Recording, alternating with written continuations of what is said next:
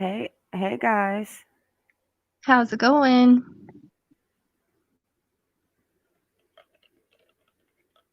Hey Too Tall, Rob, Anthony, and Jessica. Hey Angel.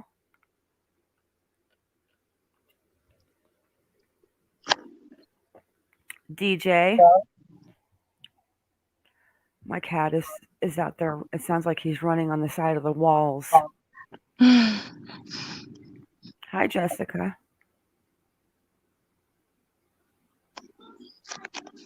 So girl, um I don't even know if I want to talk about Brian Laundrie's sister. Hey Angel Turner. I mean, I want to touch on a few points like what you were saying earlier, but I've heard so much about her today that oh my gosh. A lot of redundant Hey Patty. over and over. What did you guys think of Cassie's interview today? Hang on a second. Let me go get this cat. Sounds like he's attached to Velcro when he's doing circles on the roof. She looks exhausted to me.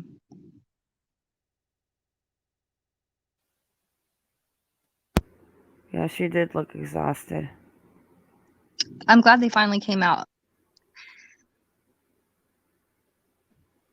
It's about time. They've probably had enough. Like, how much can you take? The airplane was classic, though. Oh, yeah. Justice for That was Gabby, a win. TikTok. Time's up. Oh my gosh, that was great. Hey, GB. So, what did you guys think of what Miss Cassie had to say today? I'm not going to make you guys listen to it again because I'm not even sure I could listen to it. That's an excellent question. I wonder if she went into. Well, I mean, she's probably not been able to get out of her house very much. But didn't they say too that they weren't going to bother them anymore unless they were lying? Yeah, they did. Yeah. There's always going to be more questions. They came out though. They faced it. More power to them because the parents are the ones who should be coming out. Hang on, let me lower this so I can see chat with my bifocals on. I got my notes. We got some interesting stuff for you guys tonight. I see it. What DJ says, are you seeing this? I see. Hey, Ann Lane. I don't even like referring to him as her fiance. Mm-mm.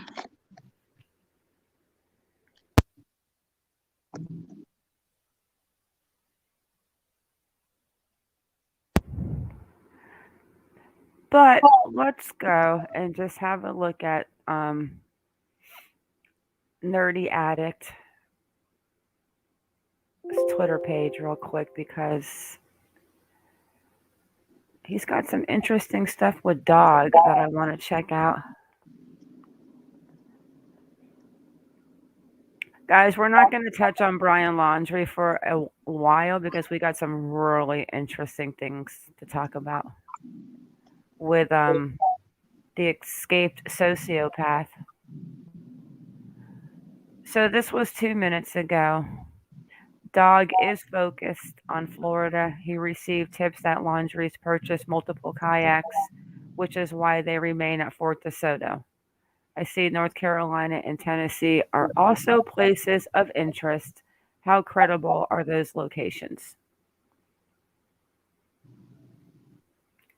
I don't know. Why would somebody continue to rent out kayaks? This was 9 minutes ago. Let's see. I just want to see if there's anything new. 14 minutes ago. Let's see. Brian Ensign. I love him. Let's see what he had to say 14 minutes ago. I know all of you guys probably have seen this, but her and I were like, we took a Brian Laundrie break today. I think everybody needs a little bit of a Brian break.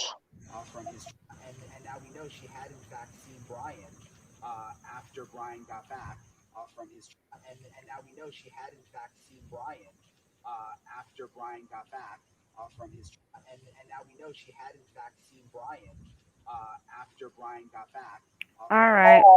and now we know she had That was boring, Brian. I thought it was skipping. You give me a call back. I just have some questions about them. I'm gonna give you my. Who was that talking? What was that? I don't know. He sounded like he was in the bedroom with me. I'm like, hello? Where are you hiding? That was weird. I'm just going over some of the Oh, it's What is that?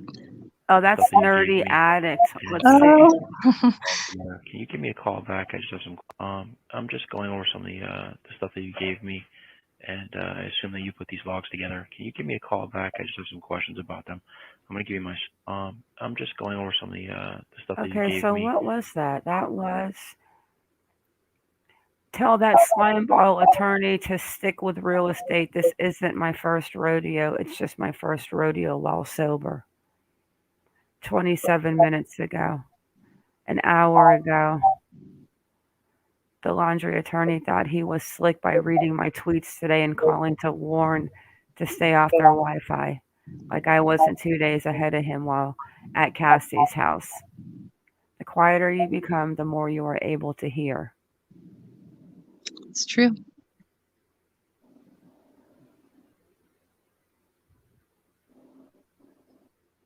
And then something here an hour ago. Let me see what it says first. Same reason. Let me zoom on this page a little bit. Same reason police took Wi Fi routers in Fotis Jennifer Dulas case. Your home network and data are on it gives away a lot of information.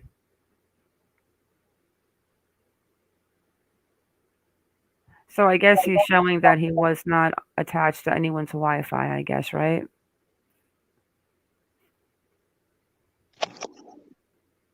Always come with receipts. Hmm. Interesting. That is interesting, right? And then the unknown caller one, where's that at? Here we go. I can handle a minute and 22 seconds. Cooperated with the police since September 11th when they called. I did not say that I saw my brother. I said I haven't been able to speak to him in reference to the time when I was called by the police. Since that point, I haven't been able to speak to my brother. Was Brian with you on September 1st? Did he come to this house? Yes, he came to this house with my parents in their Mustang, not the van. I did not know that he took that van back. I found out the next day with everybody else. We are just as upset, frustrated, and heartbroken as everybody else. And I am losing my parents and my brother and my children's aunt and my future sister-in-law on top of this. And you're not helping. Why your parents? Why your parents? You're talking about Christmas. They're not talking to us either. Why aren't they talking to you guys? If I knew, I would say. I don't know. Do you think they're involved, your parents? I don't know. You don't know. 100% honesty. September 11th night forward, we've been cooperative. It's just frustrating met because them. the family's upset because they're not getting the belongings from Gabby that are in your parents' home. We have no idea what they have or They don't won't have. give them. I don't know. Your parents have hung up the phone on them. I mean, it's just frustrating, you know? I'd also like to say that not to upset Mr. Petito any further, but I did not get any phone calls from him in the days prior to the September 11th. September 11th, I checked my phone records. I don't see any. He maybe had the wrong number for me.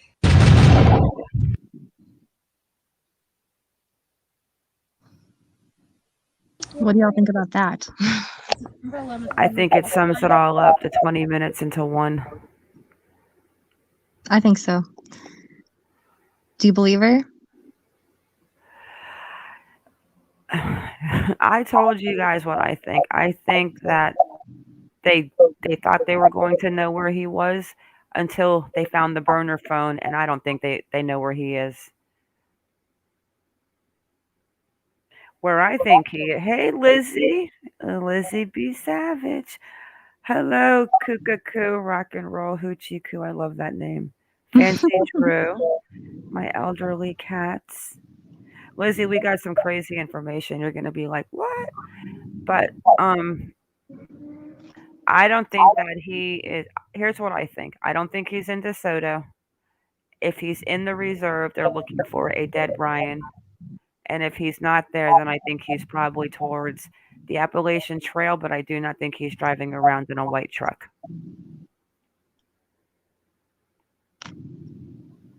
I don't think they know where he is anymore. I agree. And this was actually earlier today, 2 hours ago. Looking for a gentleman named. Yes, good afternoon, Steve Bertolino. Looking for a gentleman named. Yes, good afternoon, Steve Bertolino. Looking for a gentleman named. The backyard.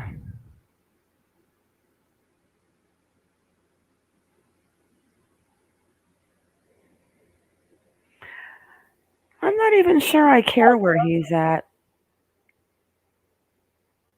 Angel says, have you talked about the Missouri guy that had the lady in the cage? Oh, yeah. So he's going on with something with the Wi-Fi and the attorney, I guess. Let me just see what Trin has.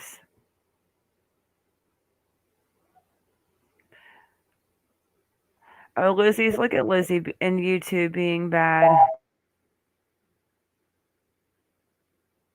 So she says there's updated to her timeline. Interesting to say the least.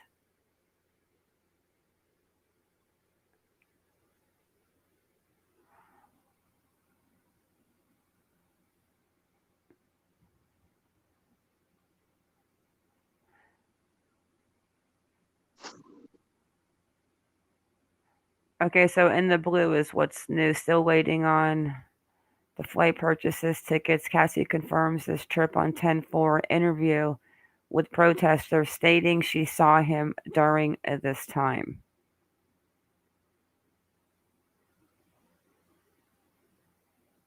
And then here, Cassie admits making an appearance on the 6th for about 6 hours, 12 to 8, but had to leave because the children had school the next day.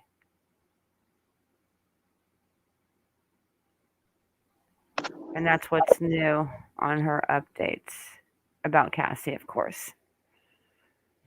Lizzie, you have to be a good girl. We're going to put you in the timeout corner. It's How fun to come do bad things. But why couldn't the parents too? Why couldn't the parents just come out and say, hey, we don't know where he is. We lost track with the phone, blah, blah. It would have saved their whole family so much trouble. Like, how do you come back from this now? How do they come back from this now? Like Cassie, she still has to live in that neighborhood. They might have to all move. Good luck moving anywhere. Everybody pretty much knows. Okay, so what is this? Lisa Chapman, look at these distinct features. He's got pointy ears. Let me save this and look at what they're talking about. Oh, the tattoos too.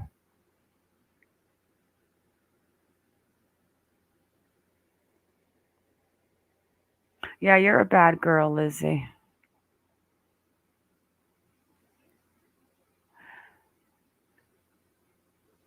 Did she have her finger tattooed? Yeah, she did. So that's him and her finger. Okay. And then he's got the mole. And the weird ears. I wonder if he got hit or if it just is that one. And he's got the mole up here too by his ear. He's got a couple moles and he's got one on the other side of his face. He's got Chris Watt shaped eyes. Angel Turner, Cassie, you mean the nephews didn't ask about Aunt Gabby while eating s'mores? Oh, I bet they're asking about Aunt Gabby. She was so sweet. You know she probably was loved by those kids. Right? Heartbreaking. So that's the tattoos, and then he's got something on the outside of his hand. It's like a Looks mountain. like a mountain. Yeah, I was gonna say it looks like a mountain. Yeah, he's in the Appalachian Trails if he's alive. My opinion.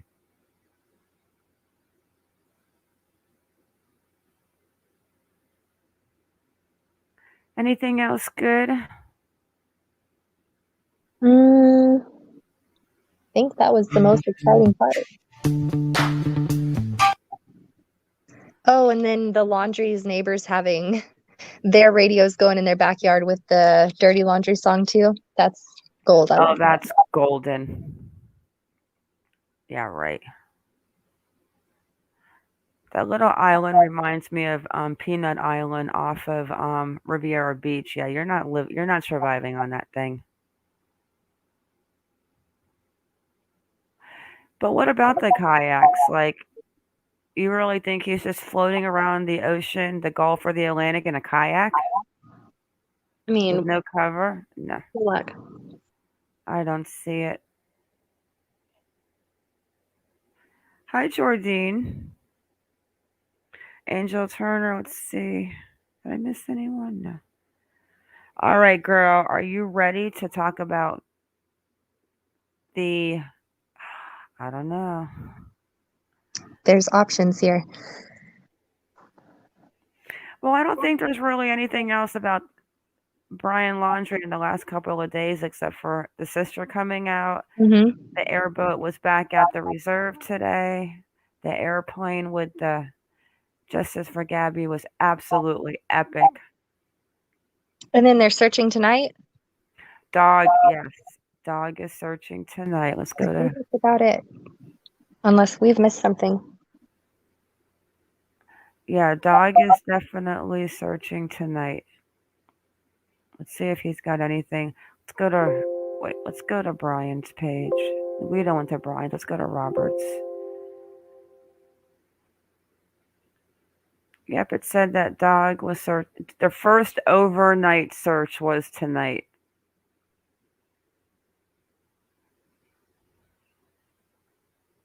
Wow, he hasn't posted since October 3rd. But it says right on my little notes, Dog and his crew will conduct their first overnight evening search for Brian Laundrie. And that was actually on Nerdy's page. I don't know who called Dog, but I know that Gabby's parents gave him full permission to go catch him, and he's taken it personal. So I think he's doing it for them. 16 minutes ago, focused on Florida.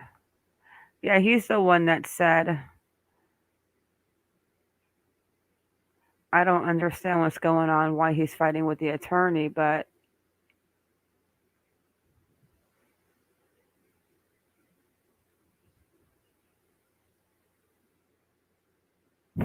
flying drones over. Ah. And the dad's pointing up to the drone like, Roberta, look. Here it is. I want to get that on a shirt. Life's a garden, dig it. There it is. From 7:30 Eastern tonight, Dog and his crew will conduct their first overnight evening search for Brian. Hello, DJ. I wish they were wearing hello, Patricia. I wish they were wearing GoPros on their helmets with night vision so we could watch the actual search. That would be amazing. Did you look on the boats? Are the boats still there or are the boats gone? They were still there a second ago. Let me check again. Yeah, I can't pull up the boats on my computer. She's tracking boats, guys. Too Iconic is tracking Dog's boats on the islands. I was watching boats all day. The Boats, tattoo planes. and the tahini are still out there. Really? Okay, so I did see the tattoo earlier. So yes. I saw those two boats to the left, like at that little slip area. Marine Patrol. Yeah, she's like the Marine Patrol over here. We're just tracking boats. She sent me the Thailand, link, and I'm like, great. by news. I've got the scanner in one ear, tracking boats on my left eye, watching airplanes on my right eye, helicopters. Oh my gosh. Brian Laundrie has brought out talents I didn't even know I had. Right? JK. And I think that's it. I'll see if Dog the Bounty Hunter has anything new. And that's really it as far as I think with Brian's search. Yeah, he's not doing anything on his page. But his daughter, Lisa Chapman, did we go to her page yet? I don't think I follow her. What is it, Lisa Chapman? Yeah. LYSSA. LY. One Y? LY, 2 S's.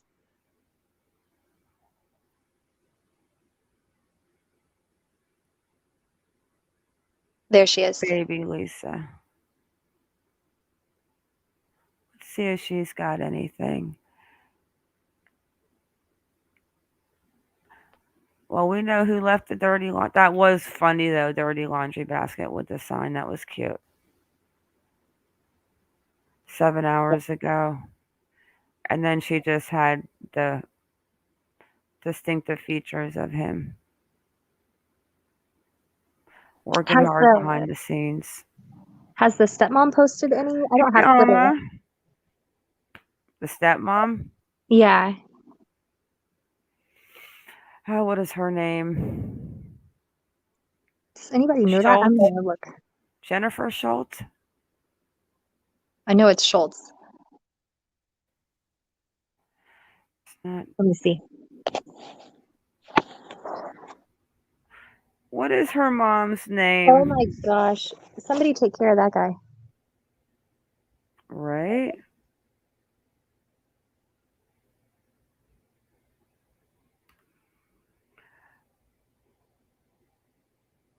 My God. I'm going to make you.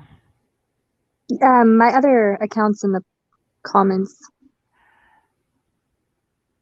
Oh, you know what? It's on. I know where it is, but I don't think she's posted. I think the only thing that they came out with today was that they were like launching the Gabby Petito Foundation. Hello, Angel.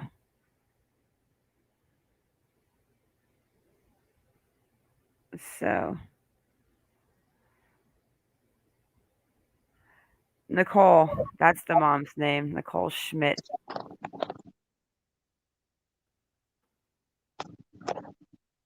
There she is.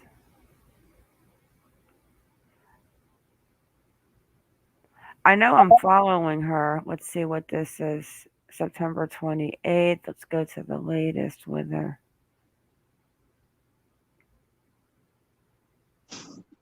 That's not her. Yeah, I'm following her, but that was, let me see. Let me go back again.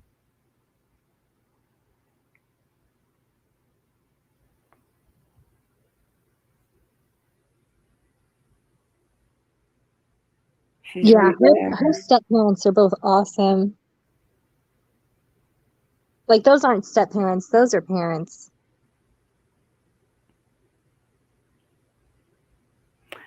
Yeah, the only thing that happened new today was they were launching the foundation for Gabby. Heartbreaking.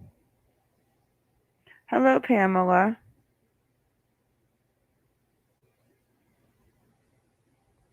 Really, Jessica? Yeah, my dog's name is Monkey, but they call me Mar. Yep, that's funny.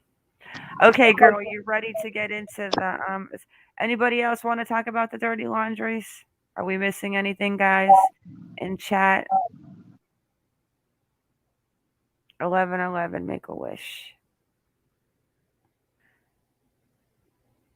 I wish Brian Laundrie would walk down my road and I would see him and be able to call the FBI. Yeah, 170,000 would be great right now.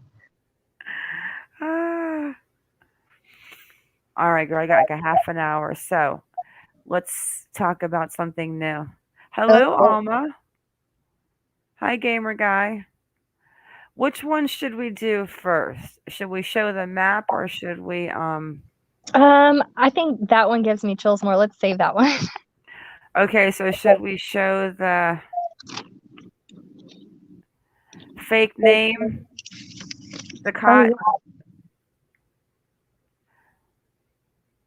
Should we show about him being caught Yeah, and let's where do he that. was caught? Okay. And then we'll talk about, we have a little bit we want to talk about Morgan Sessions.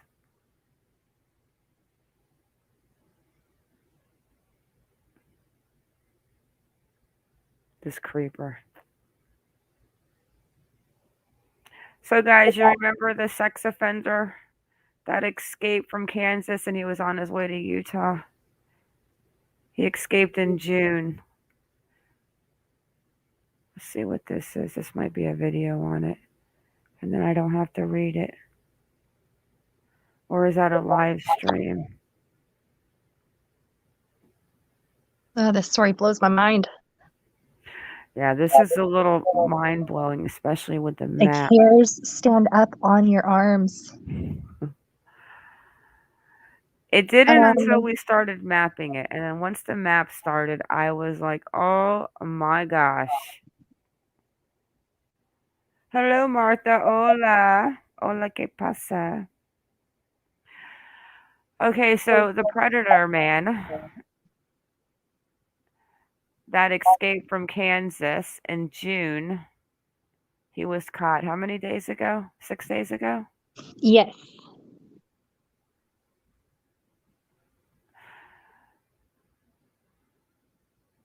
Oh, wow. So the man that escaped the nut hospital, Kansas sex offender hid in a Utah campsite with fake name, investigators say. Mm-hmm.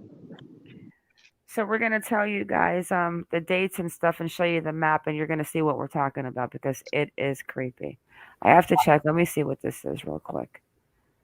When I walked through these doors, I was just blown away. I think it's a live news stream because it's 11 o'clock. Yeah, we're not gonna watch that. So Utah Sheriff and the U.S. Marshal Service are sharing more information Monday about how a SO convicted in Topeka evaded authorities as well as how he was caught. Law enforcement in the U.S. today enhanced by citizens willing to report what they see, said U.S. Marshal for the District of Kansas, Ronald Miller. That occurred in the case and resulted in a violent predator being recaptured. So John Freeman Colt, 42, labeled a dangerous SO and committed to a Kansas mental hospital, a scary one too, had been on the run for nearly 3 months after slipping out June 30th, getting a hold of a motorcycle when state investigators failed to find him by the 2-month mark since his escape, the Kansas Bureau of Investigation said. The U.S. Marshals posting a $10K reward for information to find him took the lead in the search of the runaway SO. So then over in Utah, Wayne County, Sheriff Dan Jensen said someone sent his office a tip after seeing John Freeman wanted poster on the news. They said the man who looks like Colt made his own campsite near the town of Torrey and was using the fake name Jason Holt. So it goes into what his priors were, which I'm not going to read because it's ugh. But anyways, he gets caught at this campsite, at a campsite. Colt and the pursuing law enforcement agents reached speeds up to 100 miles per hour as they went for a few miles. Eventually, the deputy got in front of Colt, and the U.S. Marshal Service said he decided to give up on his escape attempt. The team chasing Colt took him into custody without issue after he confirmed his true identity. So then he did 5 years in a state prison. The article I read said for crimes so disturbing that he should not be released. He was labeled right there. He was labeled too dangerous to be released and committed to the Laundrie State Hospital. Yeah, let's have a look at that scary place. And then let's look at the map because the map is just freaky. Where's the picture of this crazy little scary place? He escaped on the 30th of June, or was it July? June. Yeah, and then they just found him 6 days ago. Keep that in mind, the 6 days ago. Yeah, this is definitely yeah, it looks like one of those old scary mental hospitals like out of a movie. I mean, look at this place. Like, you can't make this up.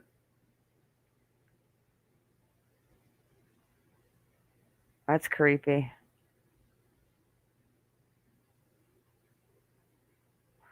And then you got staff members saying right here that they're dying from COVID.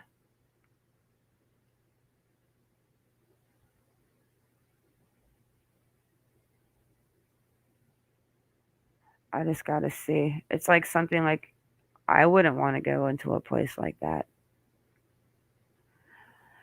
All right, guys. The maps. This is so creepy.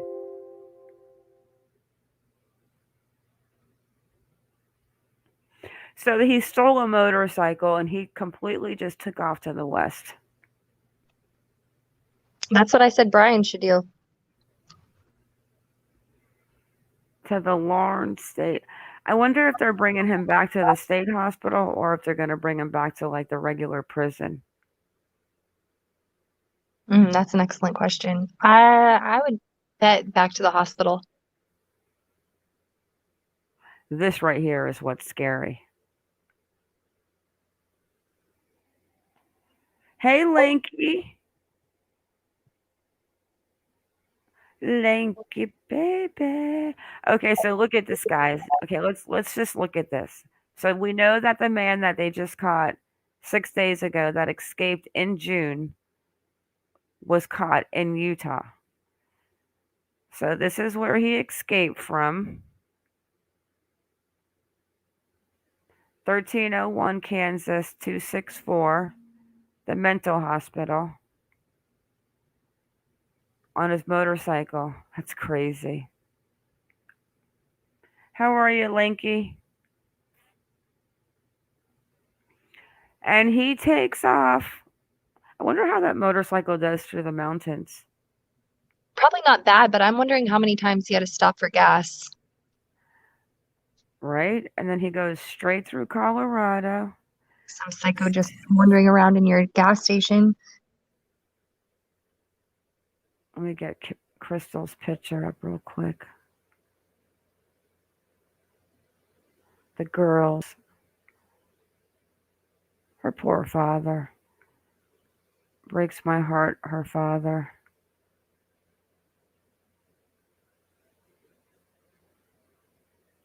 Oh, and that interview.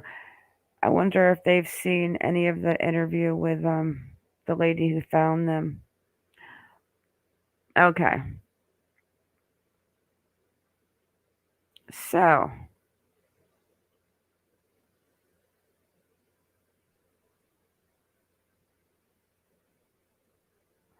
Okay, so this right here,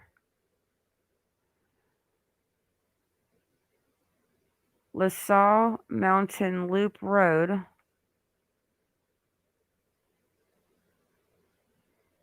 are where these two were found.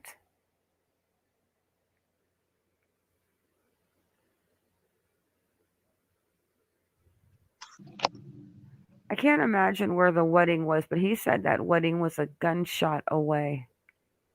There's like a little event place not very far from that. I'm thinking that's where it probably is. So yeah. So that's where the girls were found.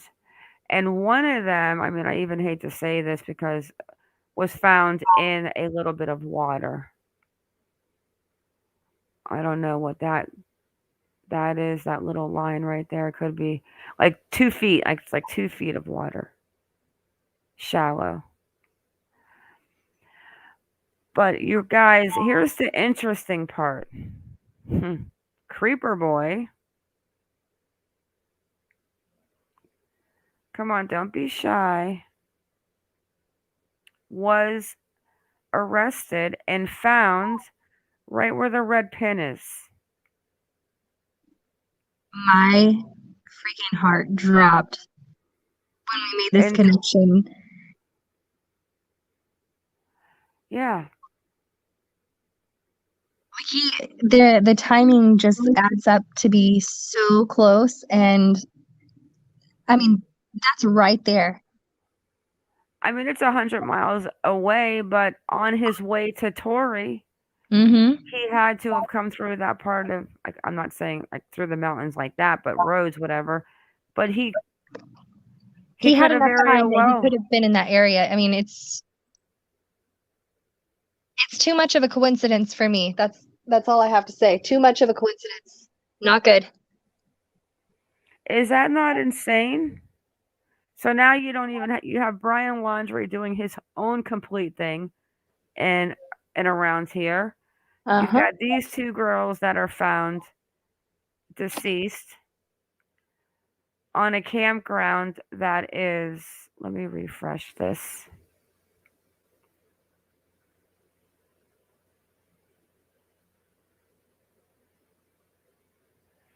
Like, what are. Hey, Eskimo. I mean, it could be another coincidence, but oh my goodness. How many coincidences in one little geographical location can you have? A murder, just some random psycho, and then some guy with his girlfriend that's still all panning out. And then if you look just a little down the road, you have the other missing girl. So I don't want to go to Utah. Yeah, we're gonna get into Morgan in a second because we're gonna show where she's at. Okay, so yeah, this is just the beginning, but we might be solving some crimes here, guys. We've been digging like little pack rats. So yeah, here you go. You've got LaSalle Mountain Loop Road. Did they ever say how they passed? No such thing as coincidences. They were shot to death. And one of they were separated. Like they were found separate. But she only went in as far as to see one because then she completely like was afraid that maybe whoever did that was still there. 80 miles. 80, 90 miles. That's the distance between where the girls were found and where he was. But the dates, we got to remember the dates. They went missing on the 13th. They were found on the 18th. Nobody knows what day actually it happened. They know that the last sighting they were at Woody's on the 13th. We watched the video camera footage on one of my lives. So we know that. They also said that there was a creeper at the campground that was camping really close, and they said that if something happens to us, he killed us. Then you've got this escaped psychopath who is literally He looks like a creep. he walks like a creep, and Brian Laundrie walks like a duck. He escaped in June, Angel, and from Kansas. And he went from Kansas to Utah, which they knew he was, for some reason, before he was arrested in Utah, they had an idea that he was going to go to Utah. So obviously there's some type of tie. Oh, I closed the mental hospital. There's some type of tie, or they knew he was going to go there. So he left Kansas. What was that town called again? Larned. Laundrie, yeah, something like that. Larned. Let me go look at some comments for a second. So, and before we talk about the other girl, which is, yeah, you can't make this scary stuff up. So, the girl lives in Eagle Mountain, right? Eagle Mountain. It was Larned, Kansas. So then we're going to go to Eagle Mountain, Utah, where we know the address. We figured it out, but we're not going to disclose the address. We're just going to go to the neighborhood. Okay. Rest in peace, you two beautiful girls. Your daddy's doing everything she can, Kylan. Good old Paul. That's what dads are for. Yeah, I gotta remind me to reach out to him on Facebook after this live. I forgot yesterday, but I did get Maya's. I got Maya's phone number to her sister Mara Chris. So I'll be talking to her this week and see if she can come tell us about the searches for Maya, maybe, or even just talk to me and I can record the phone call. She's so.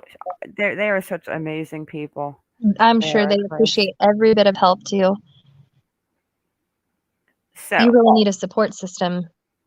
Like they need somebody. So you know what? Let's just put Moab on here for shits Mhm. and giggles. Just Oh, to I did see that the too. Oh my path. goodness. It's right there in the same region. Okay, so we got the girls found at LaSalle Mountain Loop Road. Then we've got the man being arrested here in Torrey. We've got, okay, where is, okay. So, okay, Moab, they're staying down there. Moab right here is where Brian was supposedly slapping around Gabby, the phone, the chase. They get pulled over. The girls are found there. Creeper Boy is arrested in Torrey at a campsite, which is a little strange. This, well, her address is actually still there. Let me just adjust it a little bit. Okay. So this is where, let me pull up her picture.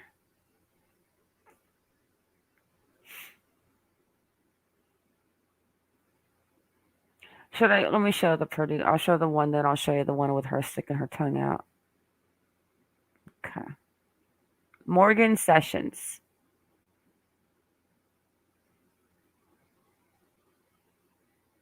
Morgan Sessions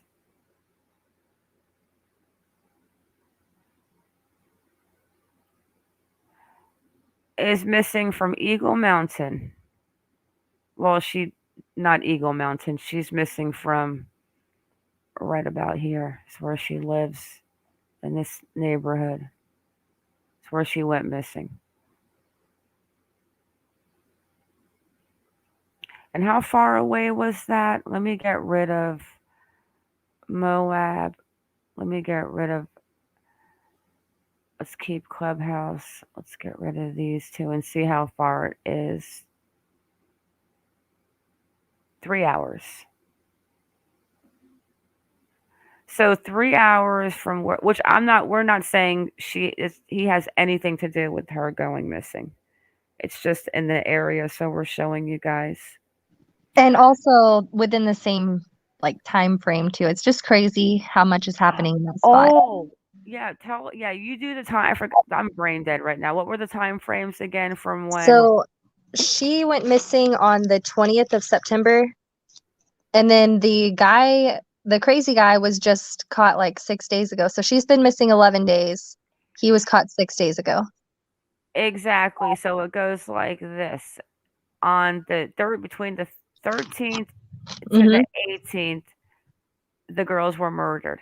So even if they were murdered on the 18th, that would still give him plenty only time to get from, because let's just see how far would it have been from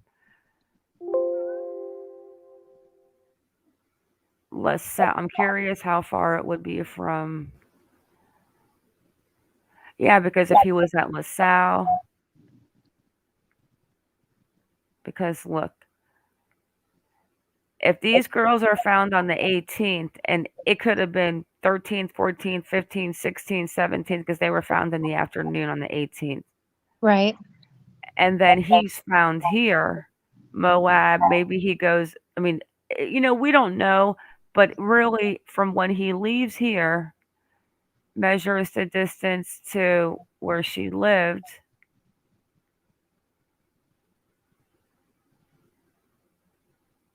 Is about 100 miles. Which I mean is only like an hour drive. And then, so, I mean, but look at it's like a triangle. It's like It's boom, boom, crazy. boom. The triangle that goes back to the desert cosmic. The desert Bermuda Triangle. You've heard oh my goodness. Right? It's Look freaking at, me out. look. Because you got to figure St. George in there too, because that's where they suspect that she could be. So Look at this screen. It's a perfect triangle. that's nuts. What's going on with Lanky? Lanky, you better, I don't know if we should let Lanky go camping soon. I wouldn't go camping anywhere in this area, Lanky. I would stay to the Lake Arrowhead or Big Bear.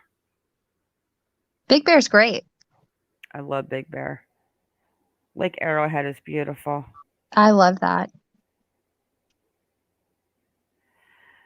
So then we were starting to dig a little bit, guys, and we're going to wrap it up with this last part of the story.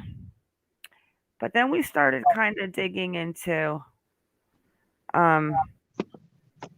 Morgan Sessions.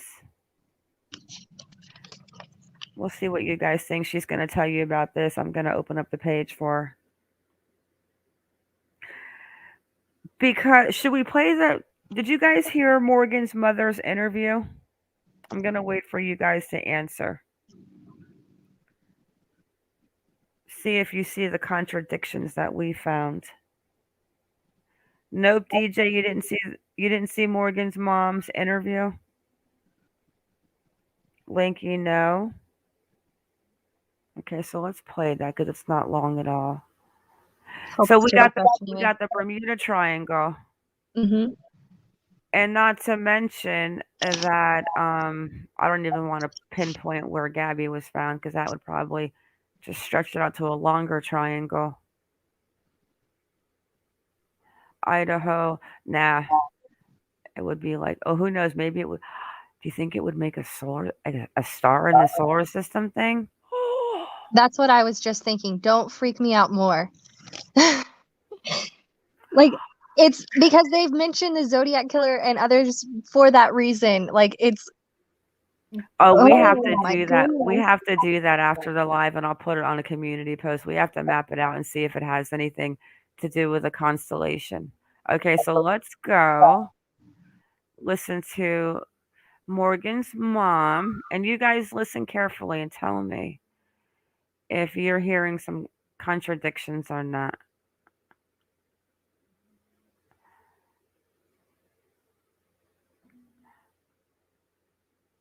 What was that guy's name again? Joseph, the crazy guy.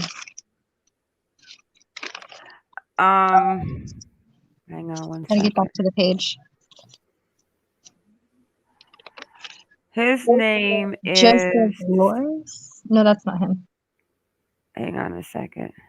Fake names. Oh, they were different.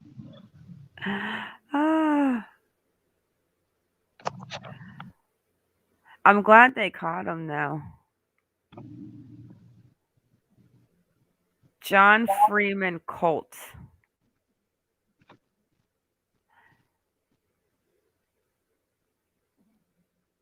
Let's blow up this. John, and here, I mean, he stole. I mean, I wonder how if the motorcycle had the keys in it, or if I wonder if he actually hotwired the motorcycle. He drove that motorcycle from Kansas to Utah. I don't think I would trust that bike. It doesn't look super. I don't know. That face, man.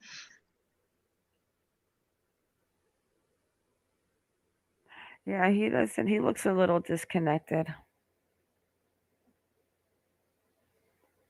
But yeah. So he drove the motor. Rode the motorcycle. He's 5'7" too. He's a short guy, 200 pounds. He has a tattoo of a heart with the letters BH on his left arm. He's dangerous. The U.S. Marshals. Well, he's not too.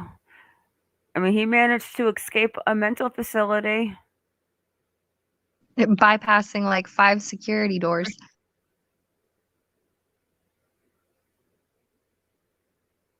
Okay, so we don't need the maps anymore, right? I don't believe so. We're done with the Laundrie mental hospital. Do you think, guys, you think he's going to go back to the mental hospital, or do you guys think that he's still in Utah because maybe they're investigating these 2 girls? I'm only going to go. Okay, let's just go ahead and listen. It's not long at all. All right, I'm going to mic down for a sec. And hasn't been seen or heard from in almost 2 weeks now. It's a long time. Kelly Vaughn joins us live tonight with the very latest on the search and her family's plea for help.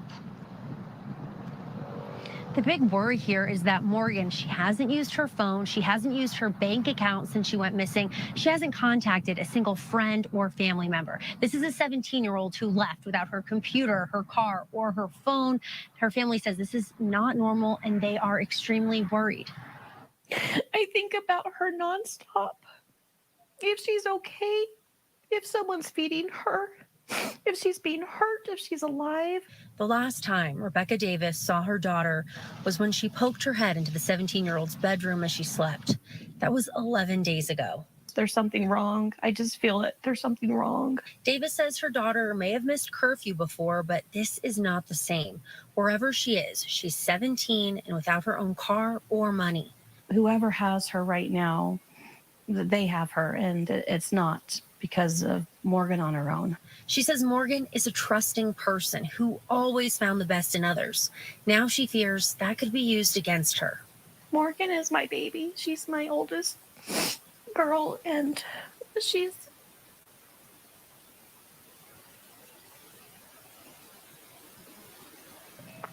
the girl that wet herself in kindergarten because she was scared. She's the girl that sucked her up. The Utah County Sheriff's Office is searching for her. They're looking into coworkers, family members, and phone records. Morgan's family has been searching themselves. They've talked to her friends, teachers, neighbors, checked at the cameras at gas stations and Starbucks, even checked in homeless shelters. But Davis says it feels like her daughter has vanished. I just wish I could hug her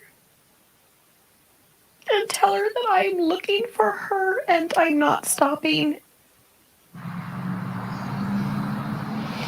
The family says they're going to focus their search for her around their home in Eagle Mountain and also in St. George, where they have some family ties. If you have any information about Morgan or where she might be, you're asked to contact the Utah County Sheriff's Office.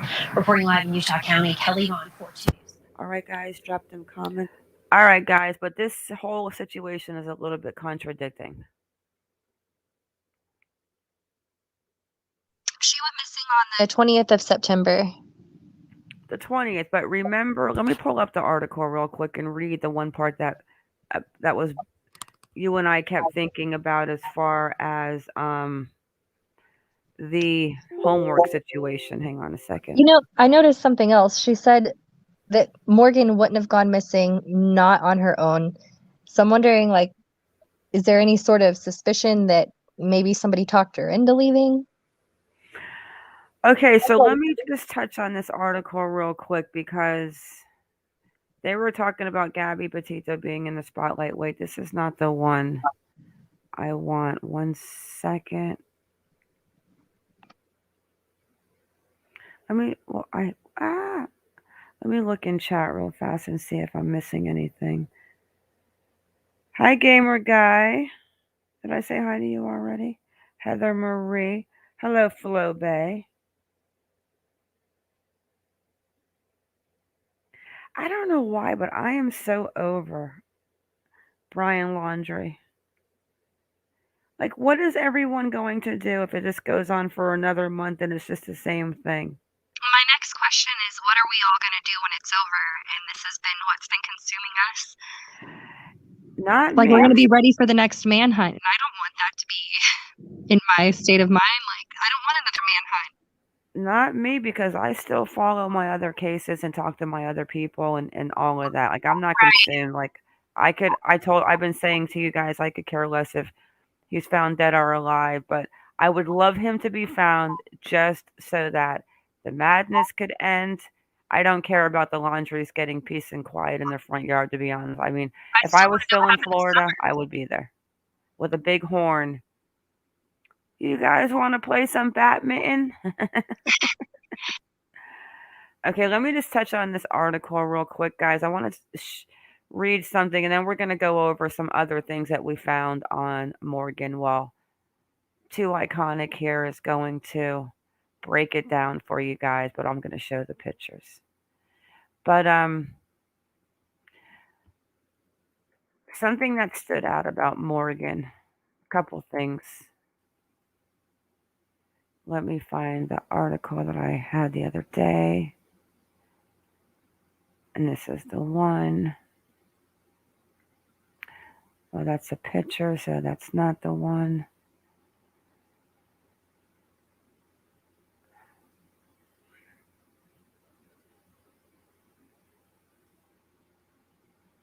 So what do you guys think about the map and the area of the girls being found, and that guy just happens to escape a prison in Kansas, ends up in Utah hiding out at a campsite? What do you guys think about that?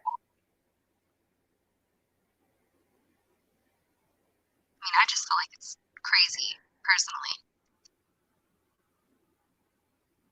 Yeah, something's weird with that. I think DJ says, I sure think mom and dad helped Brian. I think they helped him in the beginning. I don't think Brian told him exactly what happened in the beginning, and I think that they took. Here's the last time I'm gonna say it. I think when stuff was getting hot, Gabby's parents were starting to, what the hell is going on? The missing person case went in. Gabby's father was at the door the day before calling Northport police, all of that. And he's like, you know what? It's time to go. The parents probably bought him a burner phone to stay in contact with him, but I don't think he took the burner phone with him. I think he saw his family for the last time, and I think they are looking for alligator bait in the Carlton. But that's just my opinion.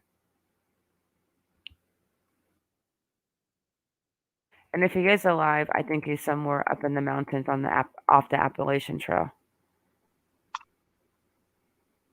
I'm just ready for some sort of resolution. Oh, okay, we checked the boats. The boats are still there because they're supposed to be doing a night search. Let me check one more time. The boats, whenever they were on the island, they pretty much had them just posted at the dock. So, yeah, they haven't left. They're still there. Okay, so let me just read a couple of this real part. This was actually in my video, so I'm not going to repeat myself, but she basically left. She didn't have her phone. She didn't have her money. She left her car. She left her work Chromebook. She left her school Chromebook.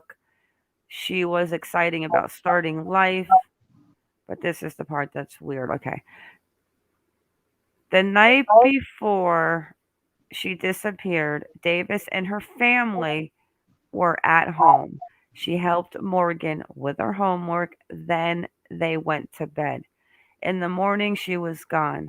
She left her backpack with the homework we had done inside. She left her purse. She left her phone, her school Chromebook, her personal Chromebook, things that she spent a lot of time and money on to earn.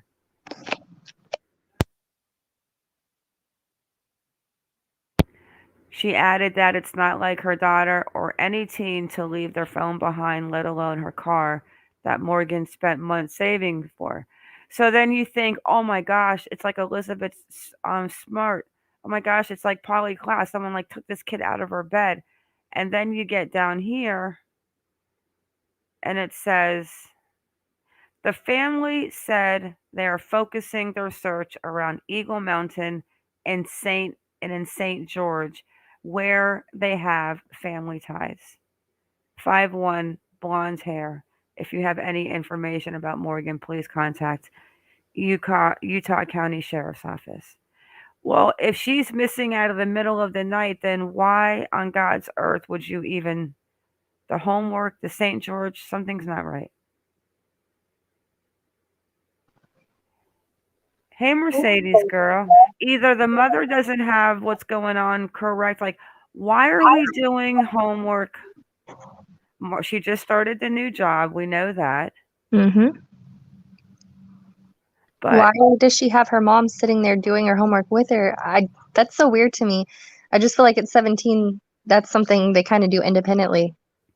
I never had my parents sitting there on top of me doing homework at that age. Well, that's true, but I don't know if there's a dad involved. She doesn't. The mom is alone. But here it says Davis and her family at home, and she helped Morgan with her homework. Then they went to bed. But in the video, she says then they went inside. Remember? And I was saying to you, well, why are they doing the homework outside? In the morning, she was gone. And then, just gone, just like poofed in the middle of the night. But then after all that, to where you think, oh my gosh, her mom doesn't have a clue. And then it says she could be in the St. George area where they have family ties, which we mapped it out, and it's an 80. What was it? About 80 miles. But if she was going to be with family, I would think she would take her stuff with her, like at least her cell phone. Hey, David Jr. Well, at least a cell phone. But then we decided, well, she probably could have absolutely nothing to do with the Kansas City escape artist. Well, Right. actually, the state of Kansas, not Kansas City. So then I'm going to pull it up for you, and I'm going to use the little lady's room while you explain this interesting part. So then she started digging into. I just wanted to try to get to know Morgan first. So I was just looking at her socials, and I went over to her Pinterest, and I just kind of noticed a few patterns. And it could be nothing, but I definitely think something was going on with her.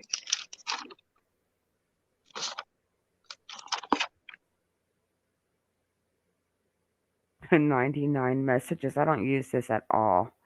Let me go into complete full screen. Wrong one. I'm glad I have nothing to hide from you guys. Yeah, they can be problematic in some places. Okay, I am going to show this much right now, and I've got to use the little girl's room, guys. Or do you want me to go a little further to where it shows this more of this? Yeah, if you could go back like just a little bit, there's kind of a merge.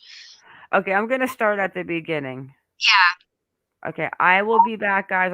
I'll have chat with me, but I'll be back in 2 minutes.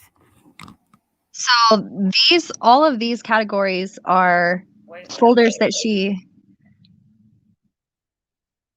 started working on these all around 3 weeks ago, or she was doing something with all of these around 3 weeks ago. And whenever she scrolls back in a few minutes, you'll see that like even just maybe 20 weeks ago, this girl, who she was a completely different person. And I don't want to judge anybody off of a Pinterest, but you guys are going to see she was like into cutesy little things, little baby animals, like e-girl stuff, just totally different. And then 3 weeks ago, all of these folders just pop up and it is a totally different person. Like it doesn't even, her interest just changed overnight. And she was doing all of this. And then 21 days ago, she just quit posting altogether on everything. And then 10 days after that, she goes missing. So I'm wondering what happened in those 10 days when she wasn't doing anything. And what happened those 3 weeks before she went missing that made her just kind of change her whole world.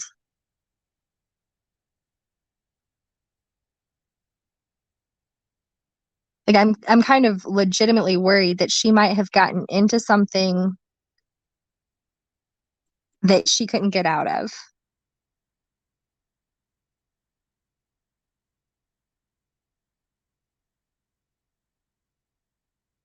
That's what I'm kind of thinking. Somebody could have entered her life and started grooming her. And I mean, she's got stuff for travel. She's got expensive tastes. She's got interest in, I don't know if you can see it right now, but she has an entire folder just on guns. Like, not just little guns either. I mean, like assault rifles. This girl's getting ready to go out and do the most. She's into psychedelics, and I don't even know. Like, this isn't the same girl that posted 27 weeks ago, 39 weeks ago, 50 weeks ago. This girl just changed like overnight. Yes, drugs too. Blunts, bongs.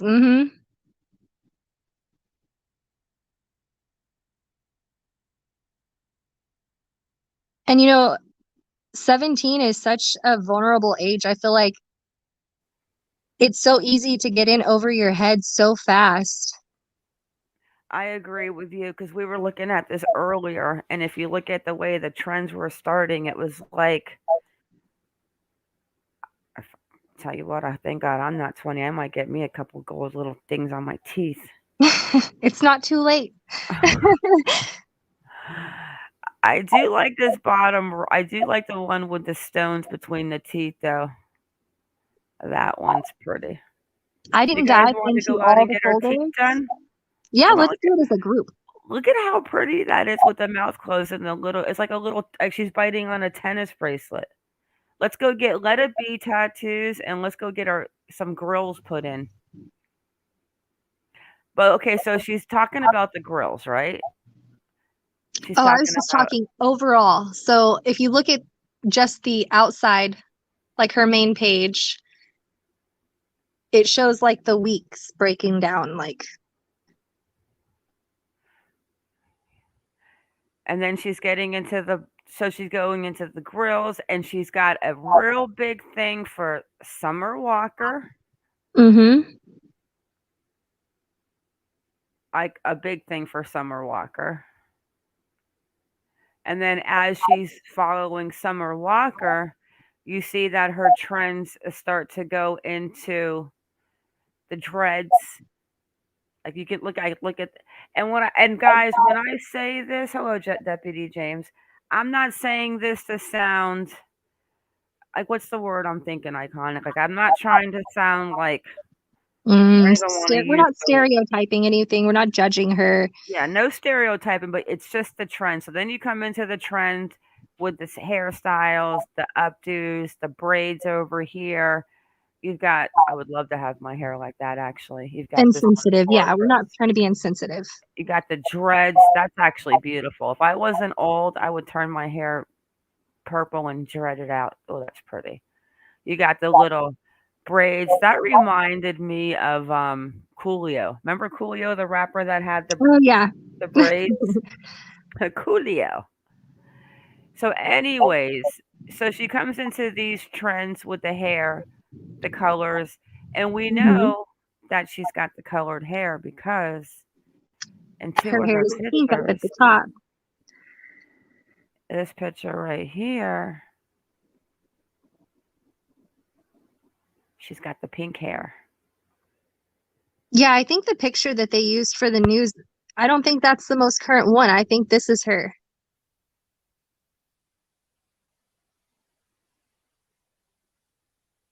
And she loves those eyelashes. She's got those eyelashes on in every picture. They're pretty.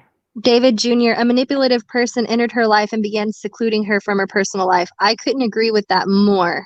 Oh, this Because is it was such a quick change in her, and I feel like it would be nothing to just break her away, especially I mean, I don't want to say this because Brian Laundrie has a second phone, but what is the odds that somebody gave her a second phone like, "Hey, I've got you.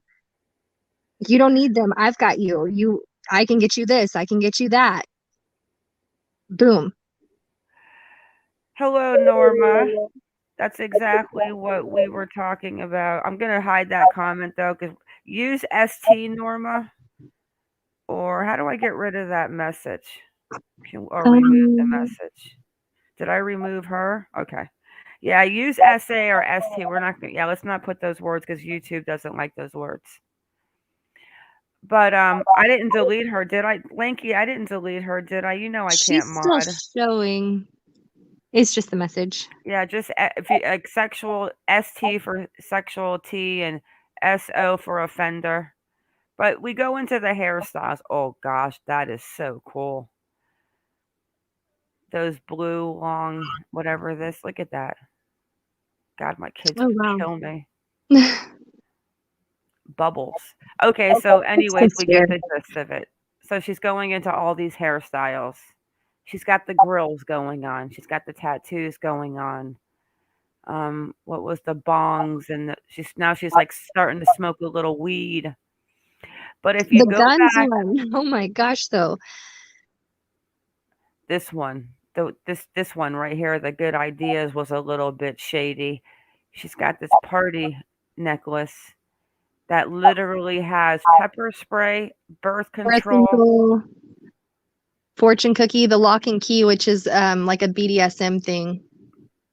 So that's a necklace that the artist taking over Instagram with Marco shots of the body. So she wants one of those. Yeah, you can definitely see a pattern change in her. And this was all just 3 weeks ago, which was, like I said, that was 21 days ago.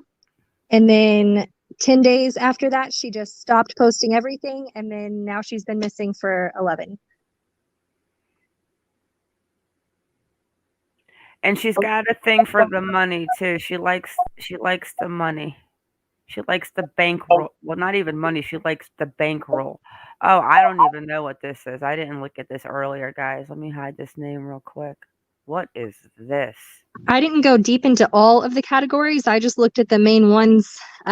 So yeah, some of this I haven't seen yet. What in the entire F is this? Oh God. Oh yeah, we're gonna go out of this one. Just because I don't want to get like. I did not open that folder. Oh my goodness.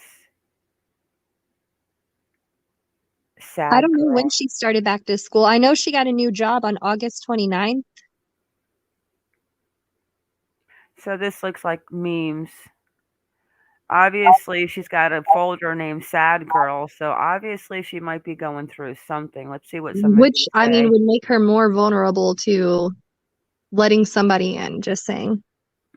At first I cared, but then I was like, nah, F you. I can't see chat. 1 second, guys. No reason to stay is a good reason to go. Yeah, this girl's definitely going through something. Don't think about it and you'll be fine. Like, if you put aside the fact that she's missing, like, I'm legitimately worried about her in that time. She was special. She combined a mean angel and a kind devil. There's much more to the story than the mom cares to acknowledge. I agree. I definitely agree. See, now, what they were saying, let me look in chat for, let's go back to chat for a minute and then we'll, that's exactly what Connick and I were saying earlier, is that we think that she met somebody that influenced her and groomed her and somehow maybe said, you know, I'll come pick you up, but you got to leave everything, take your phone. And then if you think back to those mom's words, not Morgan on her own. Like, she wouldn't have done this on her own. So Mm-hmm. I think she knows that there's a good chance she's still alive. I think somebody talked her into leaving.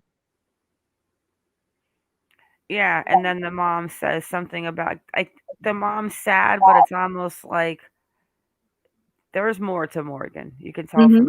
from digging at that into that Pinterest page because there's a lot of dark stuff in there. Emo DJ says, yeah, a lot of, but then there's more like we're talking guns and we're There was some talking. witchcraft. I wish she had opened up that gun folder. Those things, man, she Where's was that? getting ready for war. I think I did open up the gun folder. I'll go Oh, did back. you? Socks, royal quotes, Cardi B, Rihanna. Yeah, she likes. I think she might have met a R&B and hip hop kind of guy. Gang shit. Like you cannot make this up.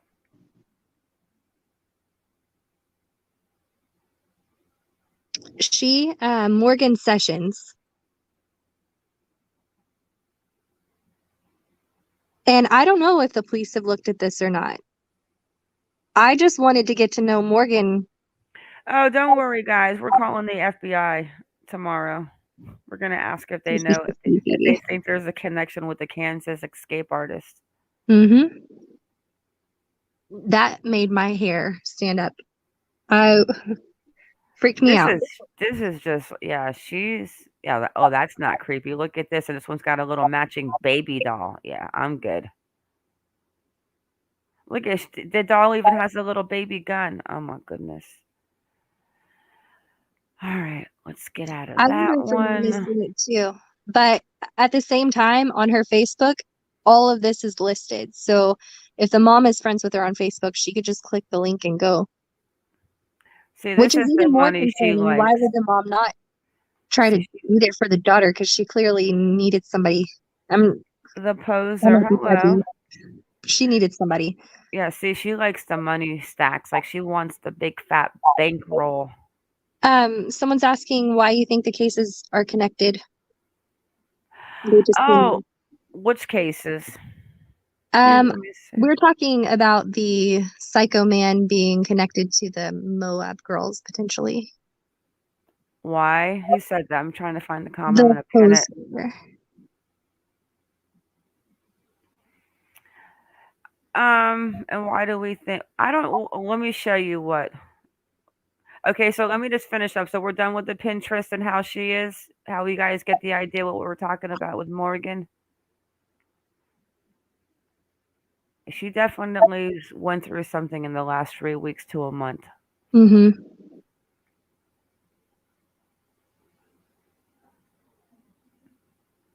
Rough. Like I don't know what is Gween? Like I don't even I'm old. What is this stuff? Oh, okay.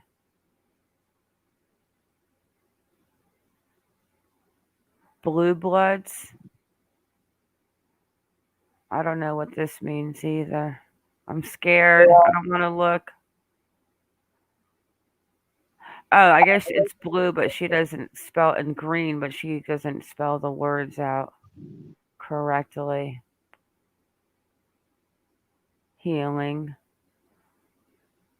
Sneakers.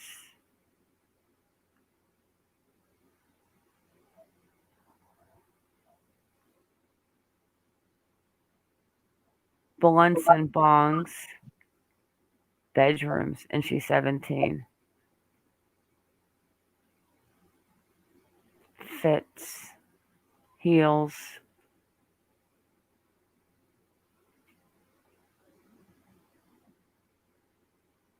Just paints a very sad picture.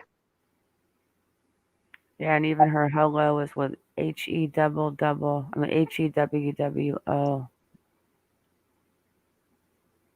Okay, why do we think that, well, I'm not saying they're connected, but this is definitely weird.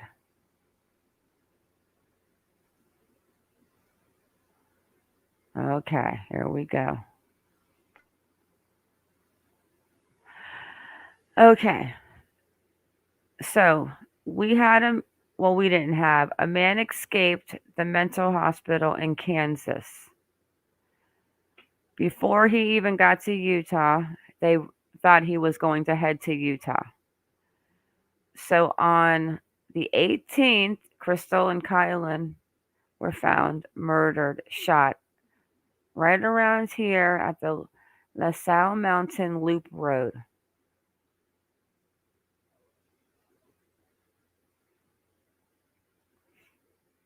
And then the Kansas escapee was hiding out at the campground right here in Torrey.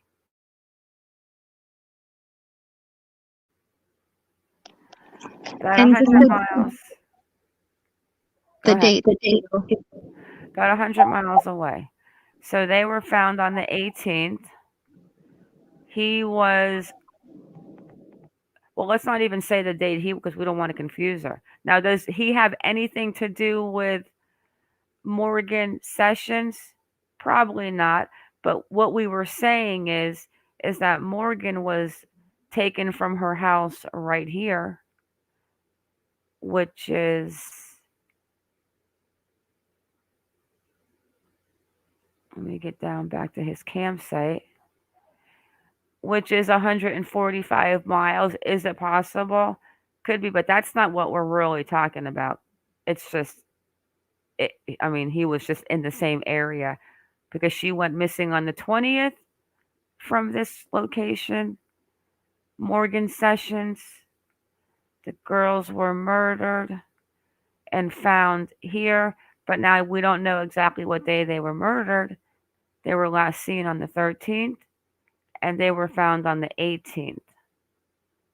And he was found, the escapee, right here in Torrey. So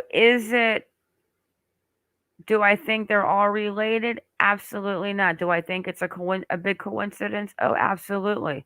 Do I think that the fact that he's in campgrounds and these two girls were in a campground camping next to a creeper and they said if we end up dead, he did it, and then he's found 80 miles away at another campground? Yeah, to me, that's a little strange. Now, was he up in Eagle Mountain and he happened to see her, then he went back to her house and took her out? Probably not. To me, she sounds like she kind of left with somebody she knew and she was kind of like groomed into leaving. No, but the Moab situation. Hello, Carpe Diem. But do I think that it's just an interesting coincidence that that man escaped and went to Utah and he was found at a campsite and those girls were that close and camping next to a creeper? Yeah, that to me is a little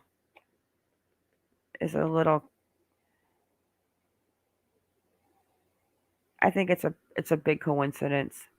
Brian Laundrie could have done it though. I mean, he was there too, right? I like Jordy's comment. Let me see. Jordine, make it very possible one. Yeah. Make it very possible. Brian left for a while, returned and found Gabby like that, then bailed because he took keys off of her and thought he'd be blamed. Makes you go, I think Brian snapped like a cracker. And he's hiding like a coward, but I don't think he's going to come out and play the game. Either he's dead in the reserve, and that's why they're scaled down the search and they're closing in on areas where I don't know what they're looking for. An alligator could have ate him. Maybe an arm bone, a shin bone, an ear. Uh-oh. A finger with a tattoo on it. The dive teams, though, what makes you think about that? Like I said, is the only thing you're going to be diving in water like that is for, because when the alligator takes you, they like to put you underneath the water for a couple of days, and then they come back later when you're nice and soft. Good night, Heather. Thank you for coming in. And that's when they eat you, like they get you nice and ugh, and they turn you into mush. You've heard of that, right? I never did. I don't know why I'm. Maybe you need to put earpods in. Yeah, that's what they do. They do that death roll. Wait, Angel, actually, Gamer, I'll tell you what, I could really use a trip to Key West to get away. I lived in Key West for a while, Angel. And that's why I said you couldn't survive on those little islands. You'd be so perched and sunburned, and he couldn't even handle sitting on the curb in the sun for 2 seconds. Walking like a duck with his little hands flapping like that. His long arms, like a little orangutan arms. I think we lost her. I'm still here. Okay. He does have long arms, right? He is weird looking. Let me check my notes and see if we missed anything. So that's interesting.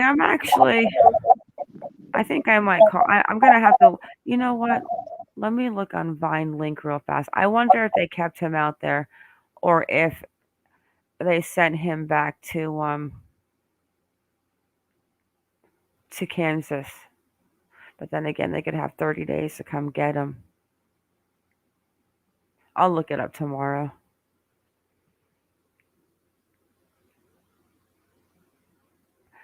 Carp thinks that he's somewhere inside. You think he's like staying at a hotel somewhere? Like a tent stay?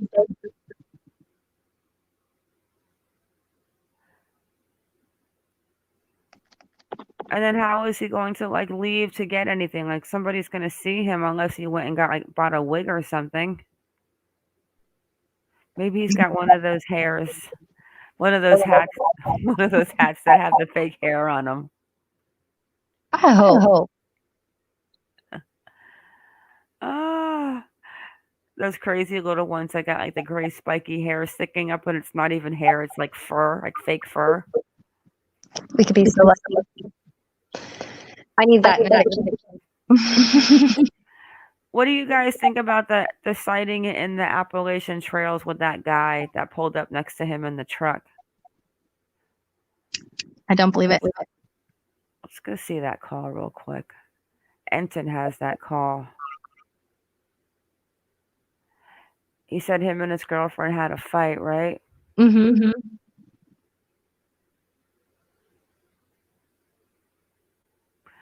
So JB said he'll be live tomorrow to break everything down about Cassie 50 minutes ago. Oh, wait a second. Here we go. 33 minutes ago. Hang on a second. He just spoke to the hiker.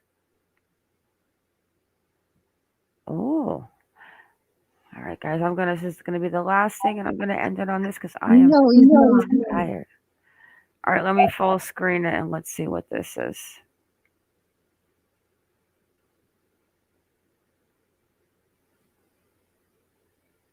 Laundrie. I mean, and so I got off on the next exit. So you actually had that notion after you had the interaction that it could be him. Yeah, I did. I thought maybe this would be him, and I got off the very next exit. So I went one exit. I got off. I opened up my phone, and I Googled him, and the very first picture that came up was a portrait photo of him. And the thing that struck me about the guy when I was talking to him there on the street was he had a very dark and thick, not real long, but a dark and thick black beard and mustache. And the first picture that came up of him on the internet, I mean, it looked just the same. I was like, man, this is him.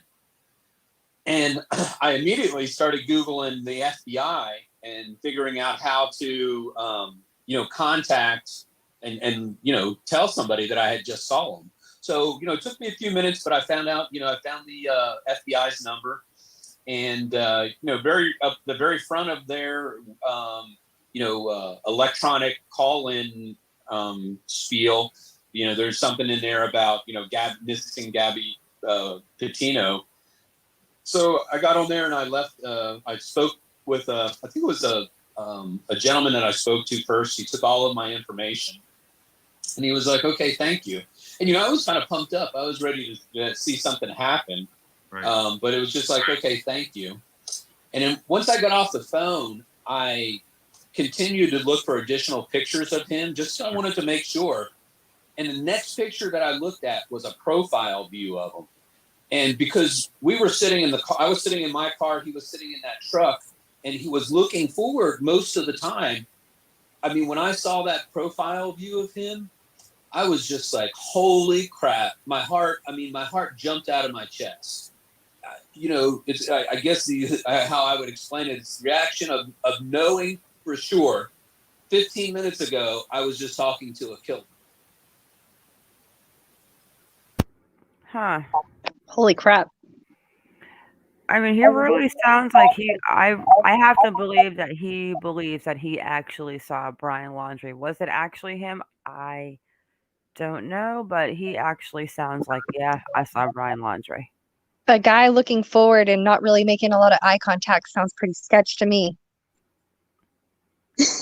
And being dark, being at night might have been why the beard looks black. I mean, his hair is pretty dark. His eyebrows look almost black to me. His eyebrows are dark. Let me see where I'm at. Let me go back and see if anything.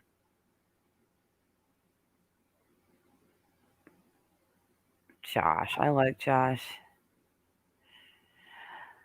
All right. Full interview. How long is this one? Yeah, why would some guy in North Carolina know the back roads to California? This is 23 minutes phone long. So you're from Florida. What part of Florida? Have you guys seen this?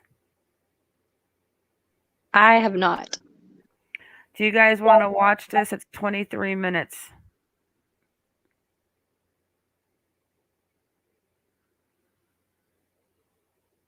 Yeah, he looks, let me see how dark his face is. Little creeper.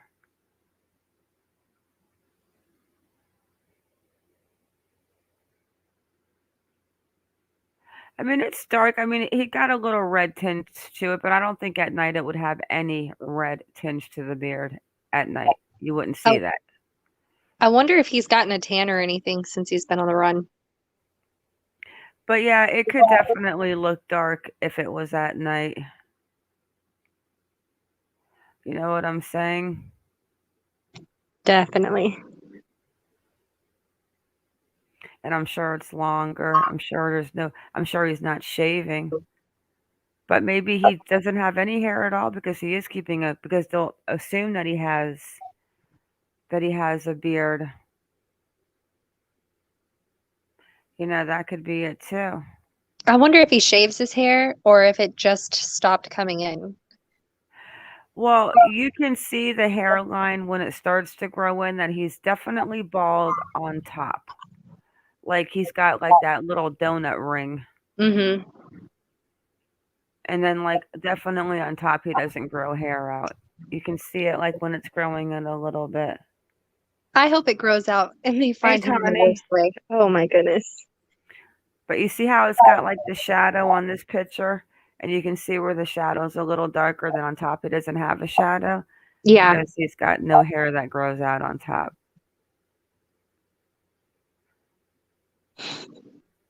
The applesauce crumble. That's probably why his dad wears the hat inside the house. His dad probably has the same hairline. All right, so they want to watch this. So I'm going to put this on, and I'm going to take my little girl out for a walk. So I'm going to mic down. Sounds good. But I'm going to be listening from my phone. Okay. Are we in full screen here? Yes, we are. Let me close Google Maps. Are we done with Google Maps? Did she understand why? And, yeah, and I think so. Listen, guys, listen in chat. We never said that, oh my gosh, there's a connection. This guy from Kansas probably killed those girls.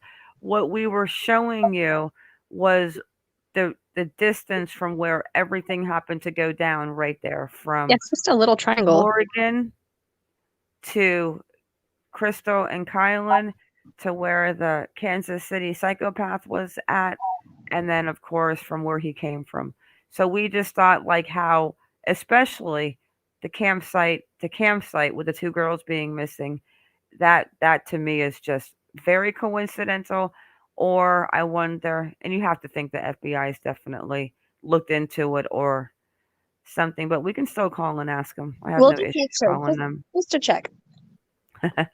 All right, guys, let's watch this. I'm gonna mic down.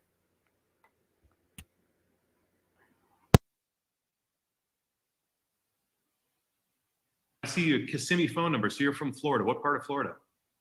Well, I live in Williston, Florida, which is outside of Gainesville. Okay. Southwest of Gainesville, northwest of Ocala. My phone number is I'm actually, I work out of Orlando, Tampa, Jacksonville. We have 3 offices. So yeah. Okay. Got it. And you're an engineer, is that what I heard? Yeah, that's right. Yeah. What kind? Civil/environmental. Okay. So my company does water, wastewater work. Got it. So you were out there, what, just a vacation, or what? Why were you out there? Or why are you out there? Just to go hiking. I mean, that's, kind of a passion of mine is hiking. And so this was my 4th and final AT trip of this year. Okay. And I've been planning it for a couple of months, and like to do it, like to get away. And, I try not to let the phone take control of me when I'm out there. I'm typically, I take some videos for the family. I'll text them some pictures of the sites. And then that's about all. Probably a call back to them once in a while. And obviously, with all this going on, the phone is it's blown up over the last 3 days while I've been out on the trail. So. And the service, I can't imagine, is great out there. Oh no, it was terrible. It was terrible. Get that cat. I gotta get the cat out of the background here. Sorry about that. You too. You go. Sorry about that. So, okay, so this, I mean, yeah, I can imagine your phone's blown up because a lot of people, this is a big story, a nationwide story, and I'm from Tampa, so right. we have the local news in Tampa, okay. So I appreciate you talking to us. So let me ask you first, how much of this case did you know prior to going on that hike the other morning or the other night? Well, I would say that, I knew about the case. I knew, I guess, the status of the case. Mm-hmm. But the thing that I didn't know, I wouldn't have known Brian's face. I didn't know Brian's face. I sat there and talked to him for a minute or two, but I absolutely didn't know who he was at that time. Sorry, I'm picking up a little feedback on your phone. The signals. Oh, okay. There we go. You there? Is that better? Okay. Yeah. So again, you knew you could pick him up. You knew the name. You knew what he looked like. No, did not know what he looked like. Okay. So walk me through. Now, this was Saturday at 12:30 in the morning. Is that right? Yeah, that's right. So walk me through. I drove. I had a conference in Orlando Thursday and Friday. I left Orlando, drove at 11, drove home. Had a couple of things to do at home. And then I drove, I left Williston at about 3 o'clock in the afternoon and drove up there. My plan was I was dropping my car off at the parking lot of where we were going to conclude our hike. So that was at the north end of Great Smoky National Park where the AT trail drops off there. It's called Davenport Gap. And I had a friend of mine who was going, and he was going to pick me up at the parking lot there at 9:30 a.m. Saturday morning. Okay. So it was 12:30 in the morning, as you said, a.m. On Saturday morning when I got there. Okay. I had never been. Go ahead. Because you drove there. Yeah, that's right. Took a while. And I was just going to spend the night in the parking lot. I wasn't going to spend, couple $100 on a hotel when I was going to sleep there 7 hours or less and be gone. So it's just like, man, I'll sleep in my car in the parking lot. And so when I got there, I had never been there before, so I missed the parking lot. And I was doing a U-turn. I did a U-turn. It's a small 2-lane country road. You've got the Pigeon River on one side and a mountain going up on the other side. So it's just way out in the middle of nowhere. And I did a U-turn, and as I was coming back towards the parking lot, there was a vehicle coming towards me. And the driver rolled down his window and stuck his hand out, like, waving at me to kind of stop. And so I did. I pulled up beside it. It was a truck. I pulled up beside it, and I looked over at the guy, and he was kind of looking straight forward. And I was like, okay, well, what's he want? And then he kind of looked over at me, and he kind of exasperated, kind of looked, man, I'm lost. And I said, I'm not from around here, but, where are you trying to go? And, I was kind of thinking, well, maybe this guy is a hiker too, and he's trying to find that same parking lot that I'm looking for. Right. And then he comes back with, man, I need to get to California. And I was like, okay, well, I wasn't ready for that one, being out here on the East Coast. Yeah. And then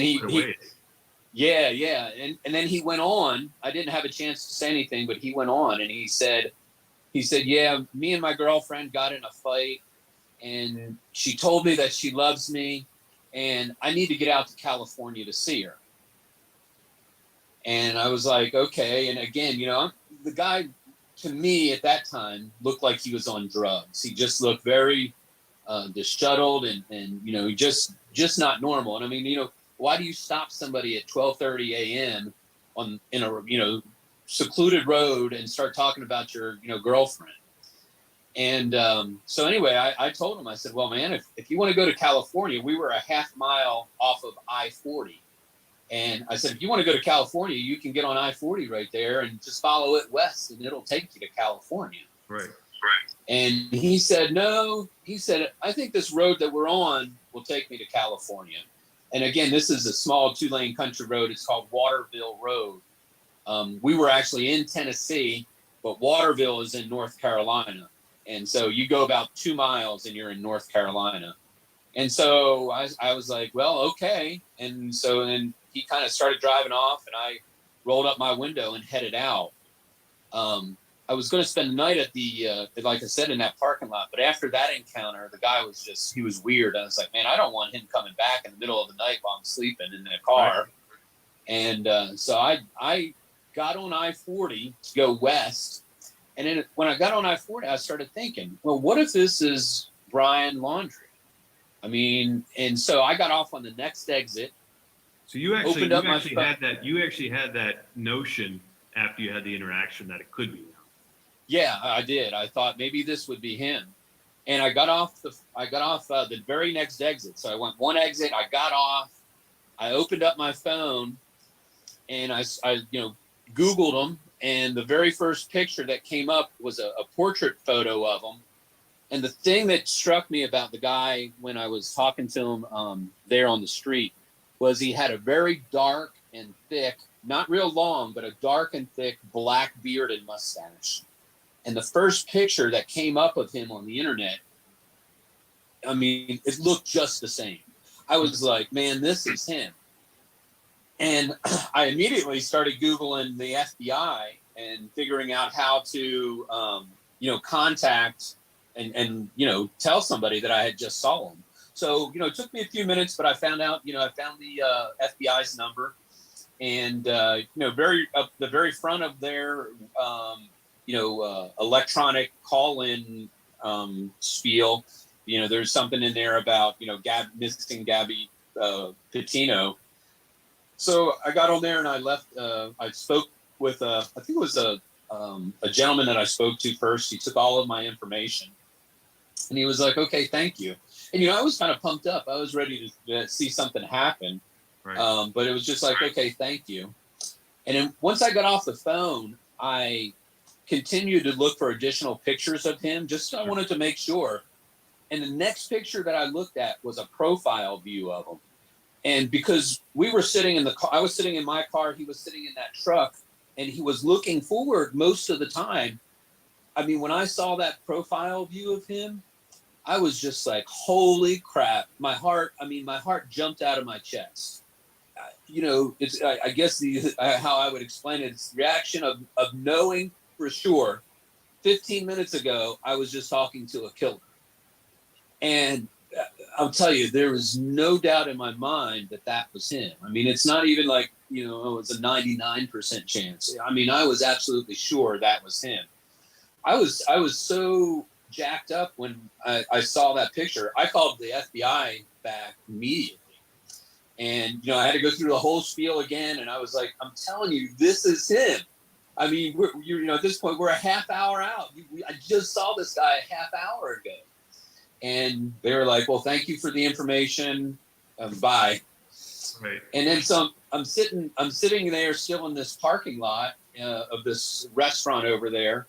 And I'm like, holy crap, what do I do next? I mean, because I'm wanting some kind of response. I'm wanting somebody to like say, okay, well, you know, we'll get, you know, a detective on the phone and talk to you about it or something.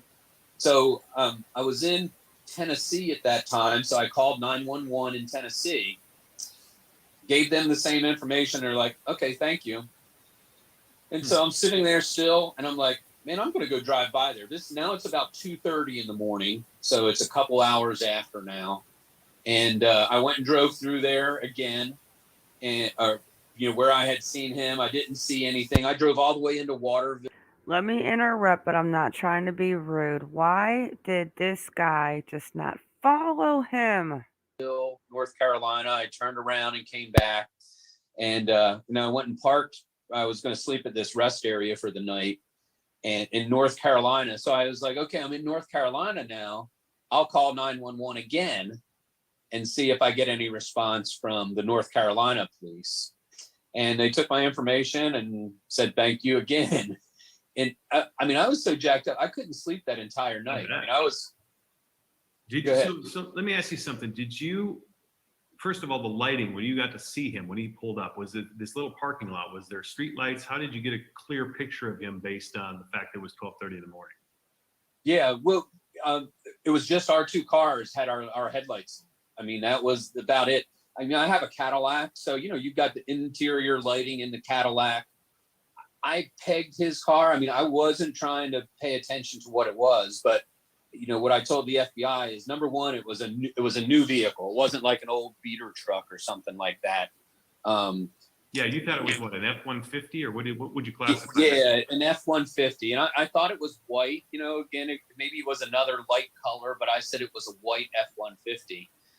And I wasn't looking for the license plates at the time. I mean, I didn't know that's who I was talking to. I was just, you know, I was just ready to get out of there. But explain explain what he looked like, though. You say kind of disheveled. You thought maybe he was on drugs. Give us a little description of like his face and mannerisms. Obviously, you probably didn't notice any tattoos or anything. You know, finger tattoos are okay, but walk us through what he looked like. And I couldn't see his head because he had like a bandana or a T-shirt tied around his head. Okay. So, you know, of course, you know, every picture I've seen of him, he's bald, but I couldn't tell that. And again, there was the prominent beard and mustache. And again, you know, like as soon as I pulled up, you know, he's the one who waved me down at 12:30 in the morning. Right. And when I rolled down my window, he's just like, you know, it took him a minute to say something to me. So I'm like, that's odd. You stopped me, and now, you know, I'm not offering up conversation at this point. I mean, I don't know what's going on. Right. And then, you know, just to get into, you know, your personal life, that's what you're going to tell me about at 12:30 in the morning. So he volunteered that information. Yeah. It was all just really weird. In hindsight, you know, as I sat there and, you know, as I told you, after I had made the 2 calls to the FBI and the call to the Tennessee 911, I was sitting there thinking, I was like, well, I don't think he was on drugs, because when he did talk to me, he wasn't slurring his speech or anything like that. And when I figured out that it was Brian, I was like, man, I think that guy was just, you know, mentally out of it, you know, after being on the run for a month or however long it was, having, you know, killed the woman that you supposedly love. You know, I think it's all just catching up to him.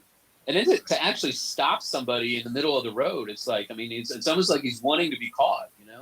So when you made the 911 call we listened to, you actually got his name wrong, saying Brian Lauer, right? When in the 911. Yeah. Piece that together. Okay.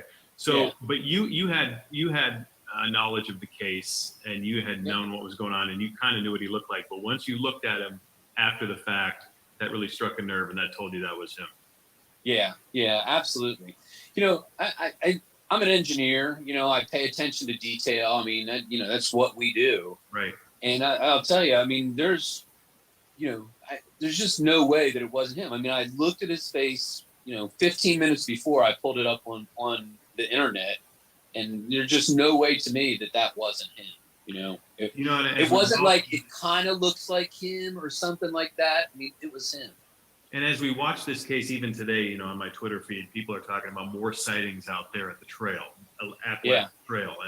And that's interesting when you start seeing areas start to ping and get closer and closer, and more people bring up the fact that the FBI probably getting thousands of lookalike calls into them. So maybe that's why they didn't reach out to you initially to say, we're going to take this seriously. But now the FBI, you're talking to them tomorrow. Is that what I heard? No. Well, maybe tomorrow or Wednesday. So, okay. What did they tell you? Yeah. So I haven't talked to the FBI yet. What happened was, as I've talked to a lot of media outlets, one of the things to me is, I didn't need all of this. I didn't, I was going away for my vacation to have good time. Yeah. I didn't need, no offense, but right, I didn't need to be sitting here at whatever time it is, 11 o'clock, having this conversation. Right. But to me, it's kind of your civic duty. You see something like this, and civically, that's what you're supposed to do. See something, and say something. Absolutely. Yeah, absolutely. So, I forget where I was headed with that now. What was your question again? No, I was just, as far as your familiarity with the case and things moving forward. Yeah. I mean, once you saw that picture in your mind and you saw the picture, you knew that was him, no doubt. Yeah. So now I know what I was going to say now. So, one of the things is the media started contacting me, and it was, as I told you, when I was making these calls, I was like ready for somebody. I was sitting in my car, like ready to answer the phone, like some detective calling me. Okay, let's go through this again. What did you see? And, I get through that night and no one's calling me. And then, I get through all the way through Saturday and no one's calling me. And then Sunday. And, what happened basically was the media started following up. I was talking to the media. And then all of a sudden they're asking me, okay, well, have the police called you back? I'm like, no. And so the media started calling around, and the FBI and then the local law enforcement people reached out, got the 911 call, and they're like, why haven't you guys done anything? So on Sunday night at 7 o'clock, I got a call from the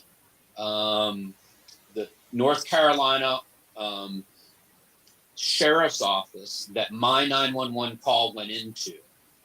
And I forget the name right offhand, I've got it. But the chief detective called me himself, and he said, listen, this is what happened. You made the call, and the call was made at 2:30. So I made that call at 2:30 from the rest area where I was going to sleep for the night. He said at 3:05, we made the dispatch immediately after that. At 3:05, an officer got to that site. Oh, wow. And, he said it was a good distance from where the officer was to that, pretty remote site. And he said at 3:05, they got there.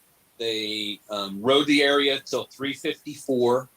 They pulled over. They only saw one car at all that time. They pulled that car over and checked the person's license. And it was somebody from Tennessee. It wasn't Brian.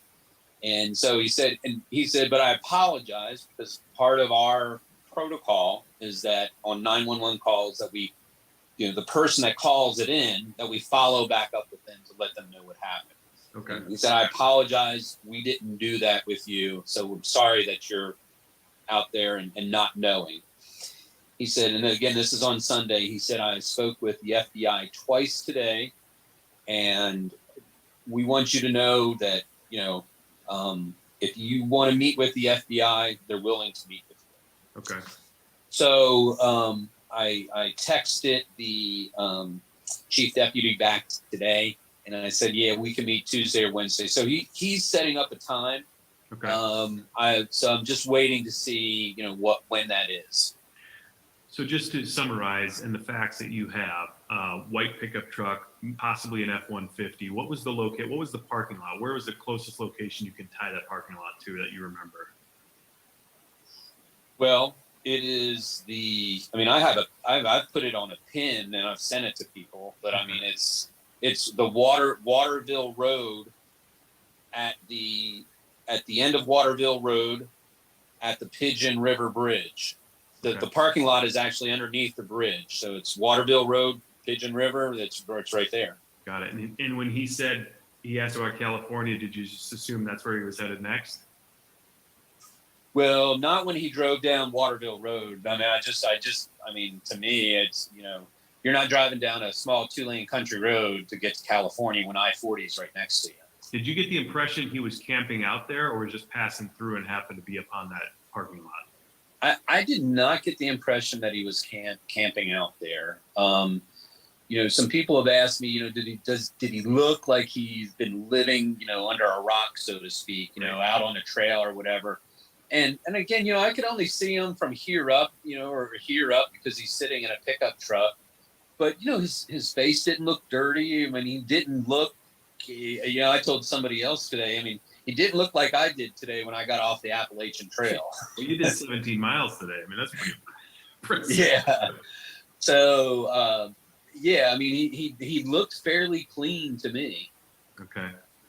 What do you think about this case now that you went through that experience but have been following it, especially from Florida? We've been covering it intensely. What do you think about this case? Well, it's kind of interesting. I told you I had to go to a conference down in Orlando on Thursday and Friday, and my wife and my mother-in-law told me on Thursday before I left, now you be careful up there because Dog the Bounty Hunter says that Brian may be up there. And I was like, I am not going to run into this guy up there. I mean, there's no chance of it. And so, but, to me, the thing is, and again, as I've kind of said this already, I mean, I have, 4 kids, 1 young daughter. Right. And, I know that if I was in their position, the Petito's position, I mean, I want to see that justice, and that's why I'm reaching out and doing this. This is why I've taken all these media, opportunities to talk to the media, to try to get it out there and to bring this thing to a close, because I mean, it's got to be heart wrenching and gut wrenching to know that, your daughter's dead. And yet the man who's killed her, I mean, he's it's been a month or so now or more. Yeah. And he's out there free, Right. and it's just, it's heart wrenching. So, I mean, that's the big thing to me is, I mean, it needs to get solved. Yeah, no, I agree. As a dad, I have 2 daughters. I feel the exact same way when I think about this case and how it needs to get solved and how that poor family has to deal with this mess that's left behind and losing their daughter. So, absolutely. Yeah. And, the thing is, I read the news articles and what you can see, I get the typical iPhone feed where, you get all the different papers. Sure. And the thing that you can see over the last couple of weeks is this story is like, it's just kind of fallen off, right? You don't hear any or see any more about it. And so, I hope that, at least with all of this new interest, maybe it makes something happen and that, some renewed interest and people focusing in on this. I mean, I really think that was him. I really think that he's in this area, and I'm hoping that people will recognize it, and I'm really hoping that like I said, is he's a man that's ready to get caught now, right. and that the police can do something and catch him now. Right. Are you planning on staying out there, or are you heading home soon? It depends on what my wife lets me do. I'm kind of, it's like 2 days of rain, and I'm like, I'm not hiking in 2 days of rain, and so I'm going to ask her tomorrow if I can stay out a couple of extra days and finish up on maybe Thursday, Friday, or Friday, Saturday type of thing. So. Well, hey, I gotta thank you so much for talking to us tonight. I know you had a long day, 17 miles hiking that trail. Yeah, that's impressive in its own right. So get some sleep, and thank you again. We'll stay in touch. Yeah, absolutely. Thanks. All right, Dennis. Take care. Okay. Bye. Thank you. Bye. I see your Kissimmee phone number. So you're from Florida. Wow. Girl, I believe everything that he says. He's still there too. He said you got to ask his wife.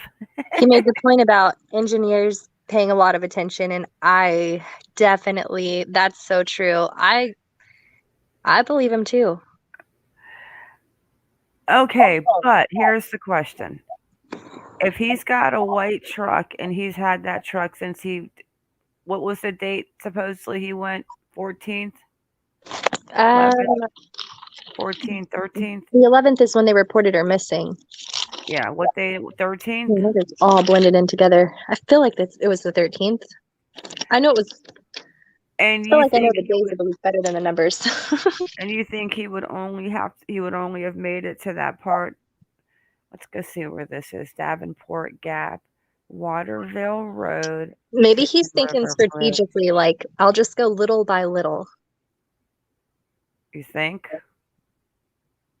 Okay, so if you think that's the case and he's got some FBI, he's got some Ford truck that's new, how come the FBI is at the reserve? That's my question. Why are they only searching in Florida if he could be up past Tennessee? There's so much talk about the Appalachians, but I haven't seen any other searches. I'm not going to play the sound to this, but I want to play, even though we've all seen it, I want to play this in the back with the search today. You think they would think we were nuts if we called the FBI and said, hey, that dog on the airboat today, was that a sniffer or was that a cadaver dog? I mean, it doesn't hurt to ask, right? The worst they can do is say, we can't tell you that.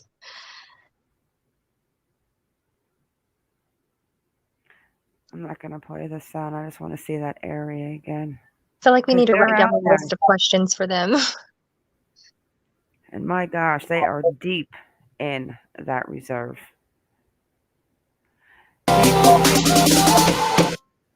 DJ Gabby destroyed. Brian destroyed Gabby's life, Gabby's family, his life possibility, his life. Who raised him? A caveman? I don't know, girl.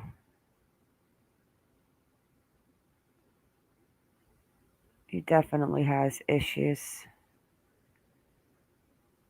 That's putting it mildly.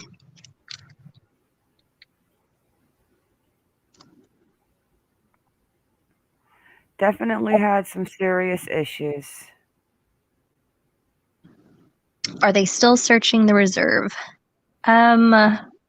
Is it the reserve they're searching? I don't know. I know they're searching that little bit of the island right there on the coast. This was the reserve today. There's an airboat out here, and they're deep in the reserve. But there's a dog on this boat, and I wish I knew what kind of dog it was. Oh, yeah, Alma, this was today. They're out there in this airboat.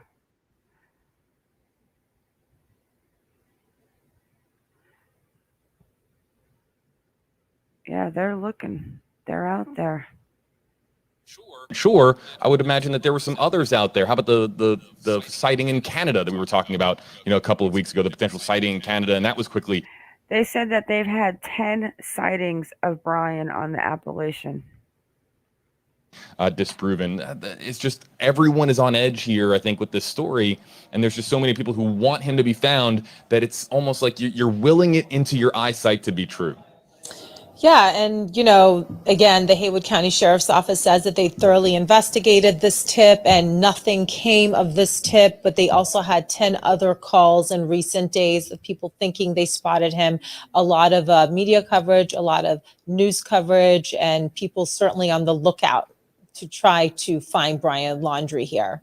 For those of you just joining us here, we've got this video here in the center of your screen. This is from Eagle 8 HD, a scaled down search here today at the Carlton Reserve, deeper into Carlton Reserve near Myakka River State Park here, Masa, but not as large as what we've seen in recent weeks. A scaled down effort is the search effort here at the Carlton Reserve. You can see there, right there, Paul zooming in here on a canine that is at the front of this airboat here as they continue to keep their eyes peeled for Brian Laundrie here. So the search presses on here, but Masa, we're entering yet another week here, starting another week here, and people are just clamoring for developments, clamoring for updates. I think that's perhaps why so many folks have been really latched on to this hiker story, because right now, where we are in this particular 24-hour news cycle, this is really all we have right now to talk about, or we'll have more to talk about here in a few minutes as far as what TikTok has organized here over the launch. So this is really it. I mean, they're back. They're still searching. Let me turn the House here. volume More on that on. in just a second. They're searching out there today, but I don't think they're searching for a live Brian back there. That's my personal opinion. Maybe they're searching for dead Brian and Dog is searching for live Brian. Look at that water. Like, that airboat can go, and I think it's 8 inches of water an airboat can go, maybe 10 inches. But I would love to know what kind of doggy that is. Yeah, look at that. Oh, I don't think anyone would want to go out there and try to survive. I wouldn't want to go out there to search, let alone try to survive. I mean, look at that. It's just like swamp.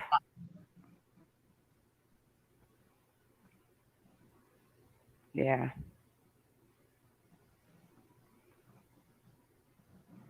Yikes. And I'll tell you what, those little gators' eyeballs be creeping above that water. Like the homeless lady. I mean, maybe Brian, because we got the one alligator attack in New Orleans where he ate the guy after the Hurricane Ida. Mm-hmm. And now we have the homeless lady who survived the alligator attack.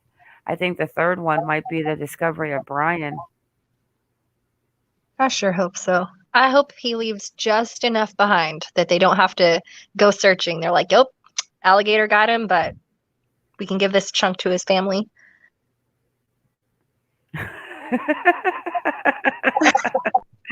She said we can give this chunk to their family. Like, what would we hope though that they would find? I would hope it would be like what they found with Melissa Caddick, her foot in a shoe. Tawny C, willing it into your eyesight. I don't know. I don't think they're looking for someone who's alive. I think you could claim the reward if he was dead. I mean, if you're the one who finds him. I don't know. Does the reward say dead or alive, or does it say to lead to the capture? Let me see. Of weirdo Brian Laundrie. All right, let me go have a look. Let's go have a look real quick, guys, where this Davenport Gap is, where this man supposedly.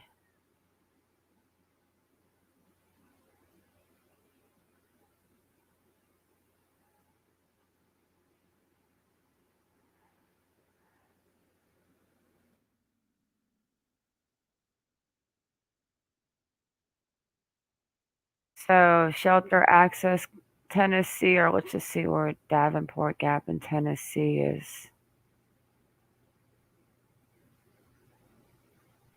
It just says 170,000 for tips leading to his exact location. Okay, well, if that's the case, then we can lead him to a dead location, probably. All you need is a foot. You heard it here. We need to find him. I wish. I'm really happy the sister at least came out today, though. I just want to go to Davenport.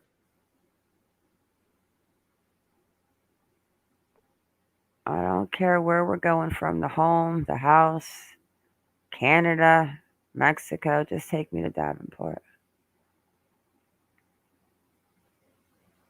Okay, what was the river? Pigeon River? Yes.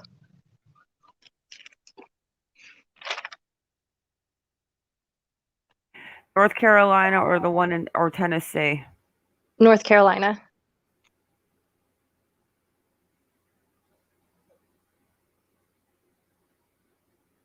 Alma asked, what's in Davenport? He said Davenport Gap on the thing. He said something like they were in Davenport Gap on the interview.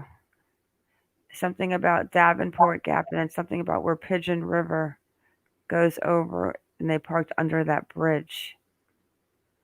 And then they said Highway 40. And here's Highway 40 right here.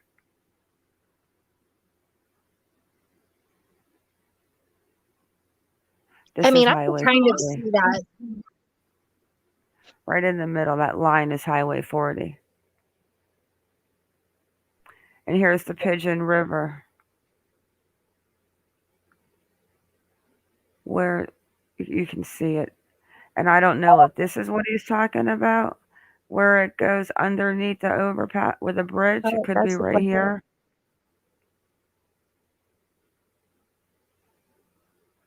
I think you're right. Because there's the Pigeon River. You got that little overpass. And there's actually one here too. Because here's Highway 40. And the only place that it goes by there at Highway 40 where there's the bridge is one here. And the one that's right down from it, right here.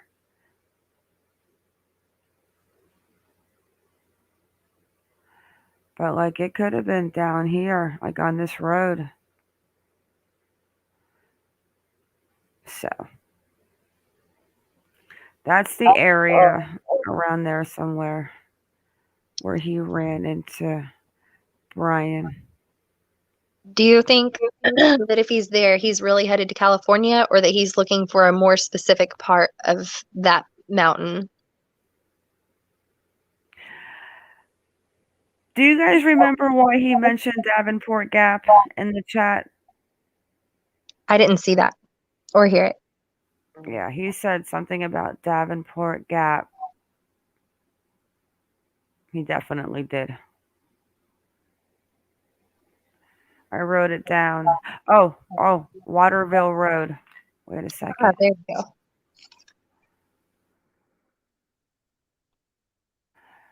Waterville Road. Let's go with North Carolina. Okay, you see? I was right. It's by Davenport Gap. He said something about Davenport Gap. Maybe that's what they were going to camp. Maybe that's where he slept in the car. I don't know, but he said Davenport Gap. I heard it. So here's Waterville Road. So Waterville Road comes down here. And then where was...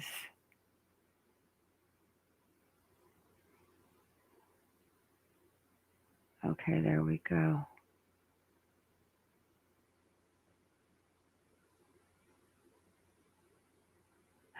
That's pretty far down. I know for a fact he said Davenport Gap. Here's the Highway 40. And it's right on that Tennessee, North Carolina, like you said. And look at what's right there. The Appalachian Trail.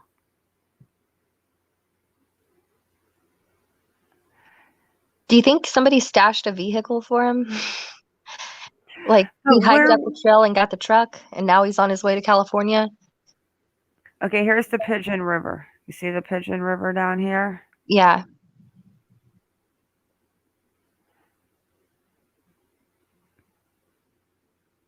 Davenport Gap is what he said. He said that Waterville Road up by the Tennessee and North Carolina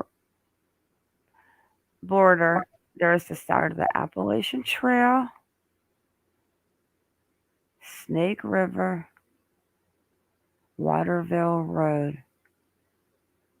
And then he had said something about on the road with the bridge or an overpass over the river. So anyway, somewhere around there is where this is Waterville Road.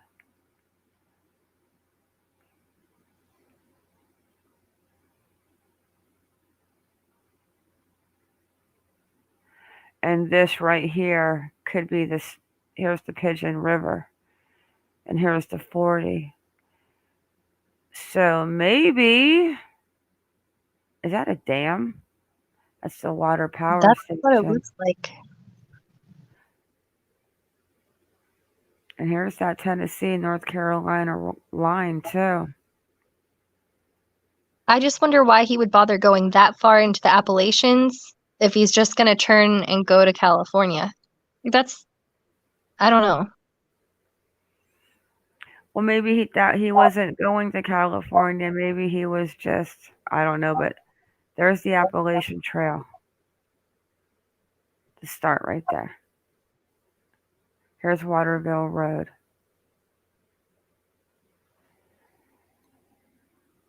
I don't know, girl. That guy did sound like he, in my mind, in his mind, he really totally believes that he saw. I mean, you Brian can't say he needs to have his vision checked. He's wearing glasses, so he saw something. Oh shit! But right? I want to believe him. Do you think maybe he got the truck and he was going to stash the truck, and that's what? Because what the comment earlier was about. Why would you ever in today's age stop and ask which way you had to go? Because if you have a phone, you have maps, and you are going to know which way to go. Right, and he had so many days to go in and grab like a simple GPS. He wouldn't even need to use a phone if that's what he was worried about. And those things, those are just kind of free. Like you don't have to, not free, but I mean, it's not hooked up to anything that somebody's going to track you on. Right? Surely somebody could have gotten him a GPS. They got him a cell phone. And that whole entire thing could have been a complete like, you know what I'm saying? Like maybe they bought 2 burner phones. True. Maybe they bought. Maybe the deal was to get him a truck and then to get him up to. I mean, that's kind of a coincidence too. I mean, here everyone's talking about the Appalachian Trail, and here we got the road, like right by the Appalachian Trail Road. You got Tennessee, North Carolina line. You've got the Pigeon River, and then you've got the Appalachian Trail.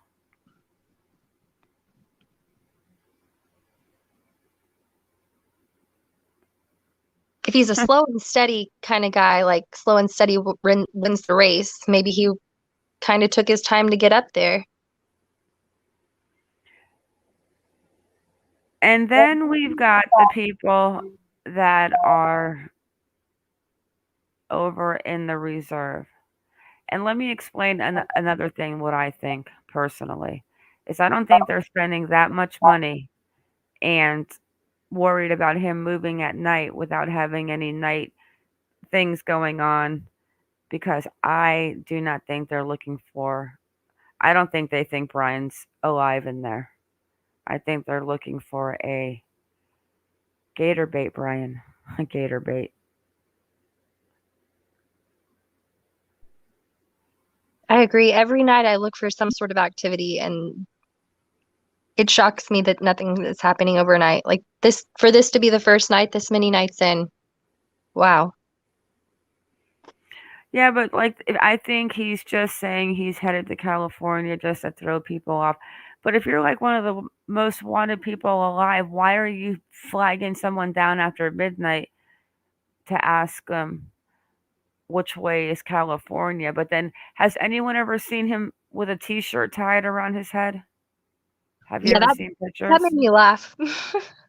Have you ever seen a picture of Brian with a T-shirt or a bandana on his head? I don't think so, but now I need to look into that more.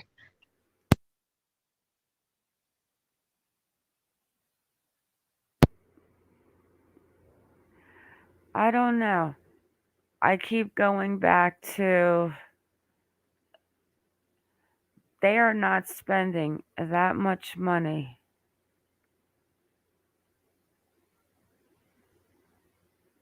on this search.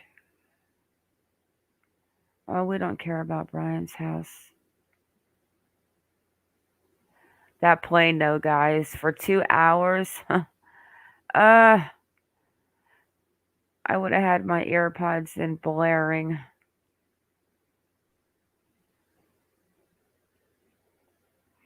This right here is what I think. I mean, you don't think that he would just, if he was wanting to get caught, like he said, and seeing what the family's going through and everything, that he would just say, okay, or just come out, like, or you think he's just, his parents are like, don't ever come out, whatever happens, don't come out, they're going to torture us and your nephews and this and that. I don't know. I just don't think Brian's alive. I don't know. Maybe they told him, don't come back. We don't want you. Jessica, maybe he's trying to enjoy his last little bit of freedom before he heads to his new big house. I think he saw his family and now he's. I mean, if did anyone ever verify if a gun was taken out of the Laundrie's parents' home? Not that I've heard.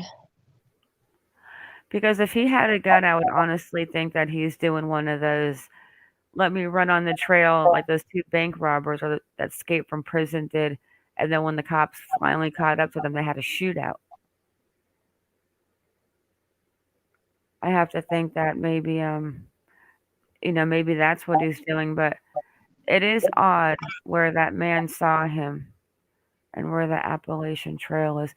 I wonder if they have live Appalachian cams. I know they do in Blowing Rock,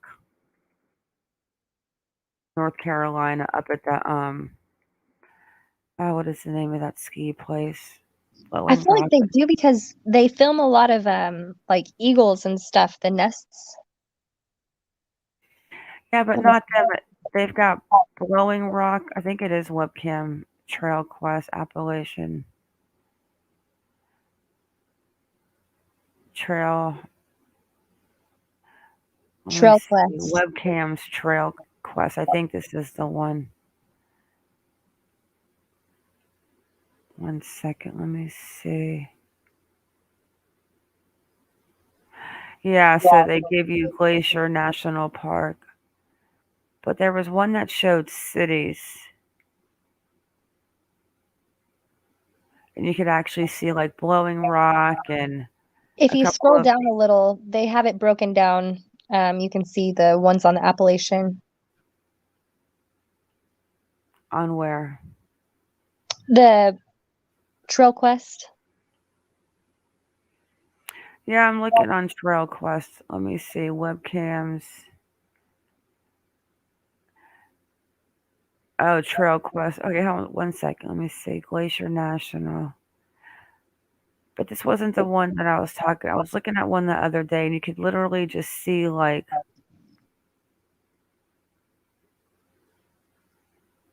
Yeah, see the oh wow, they have Wyoming cams. Huh. Colorado. No, let me go back 1 second. These were like. Let me search Blowing Rock.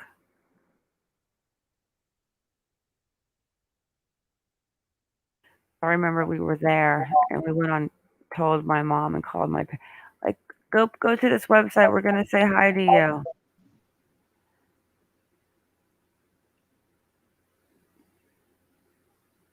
I'm trying to see if I can find it.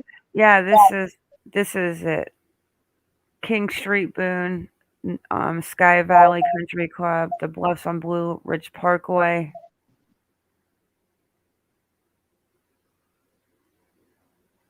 Let me see webcam map.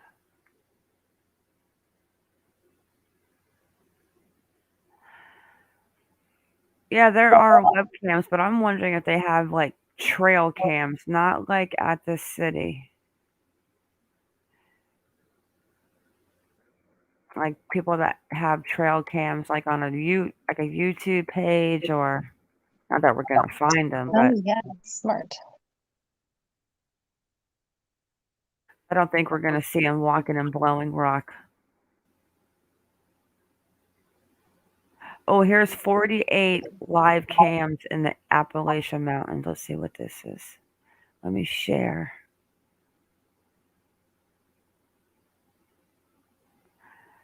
And then I'm taking my ass to bed before I turn into a pumpkin.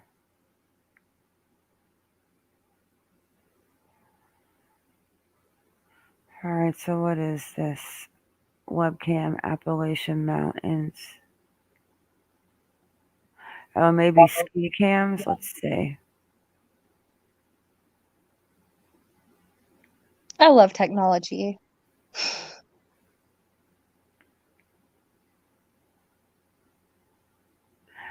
Yeah, I think these are ski cams, like Sugarloaf. Oh, that's by me, actually.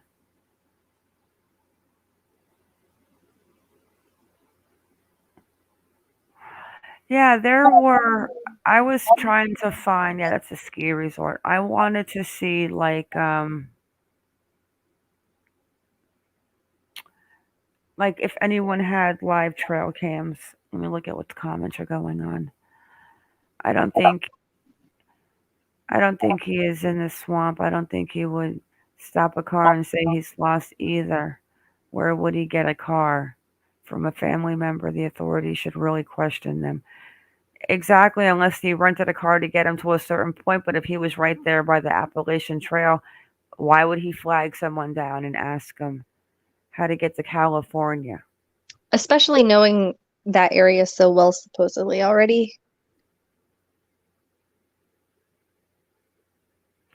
Maybe he's hiding in a swamp area because that's the last place people would suspect him to go since he's a mountain man. He's not surviving in that swamp place. He's either at the bottom of one of those areas of water turning into jellied food, or he is. Hey, Matt. Iconic. There's Matt from the UK. Ah, nice. I'm checking your channel out currently. That's my internet husband. Ooh. Hi, Linda. So I don't know. We're gonna call tomorrow and find out if they still got the Kansas escape artist in Utah because I'm really curious if they are actually trying to figure out if he was the creeper at the campground with Kylan and Crystal. And I'm gonna have to try to get a hold of her dad tomorrow. I forgot again to leave him a message. I will not let you forget again. Sorry, hubby, I'm busy. I never get back to him, he says. Matt, do you want to come up and say hi?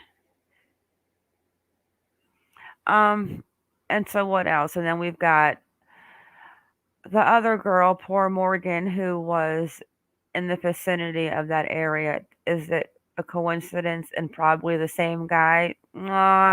Probably not.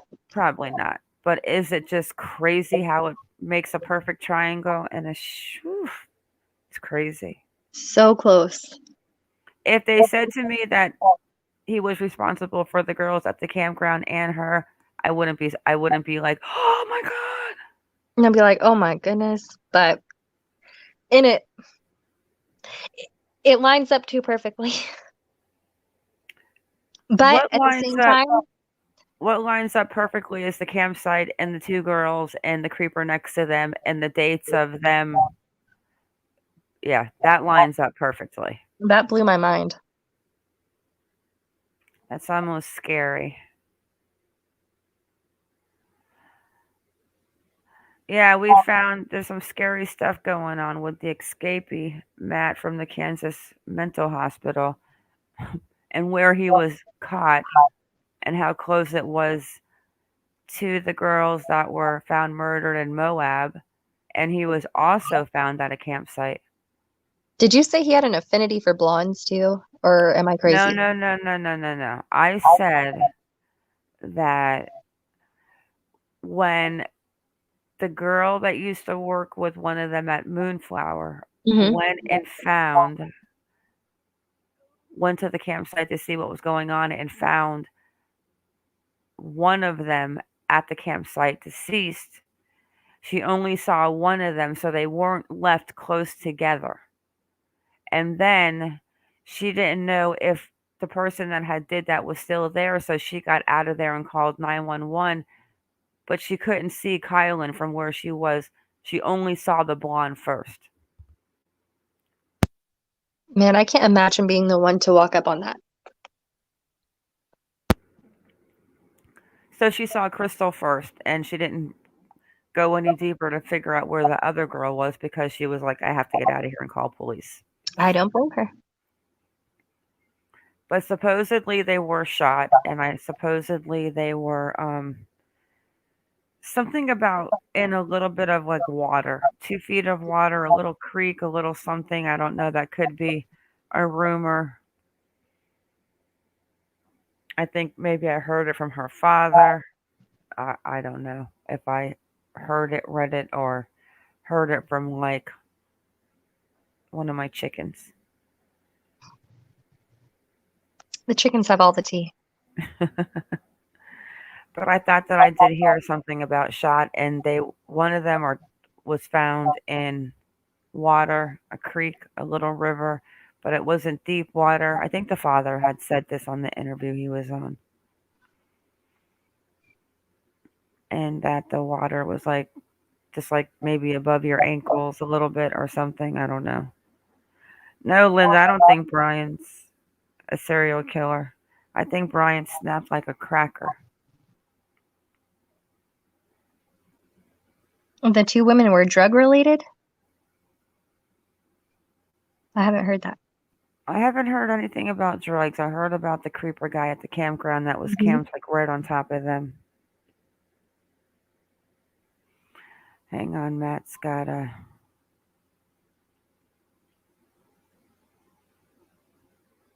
update on creeper cousins. Sarah Everard, another met Elio, same section as cousins arrest. Oh my gosh. That pervert. The one that was showing his junk in the fast food restaurants, and he was a cop in London. Like, you can't make this up. And then he stalked Sarah Everard, kidnapped her, did what he did with her. And this was like 5 days after he was taking out his little turtle, and I think it was McDonald's, right, Matt? McDonald's. And then Matt went live out to the area where she was kidnapped and the memorial and stuff, and he took us on her walk that she took from her friend's house to where Wayne Cousins decided he was going to kidnap her and literally pulled her into his car. Psycho. And he was a police officer. Never heard what, Jordine? The drug thing, I believe. Yeah, I never heard anything about the drugs with the girls.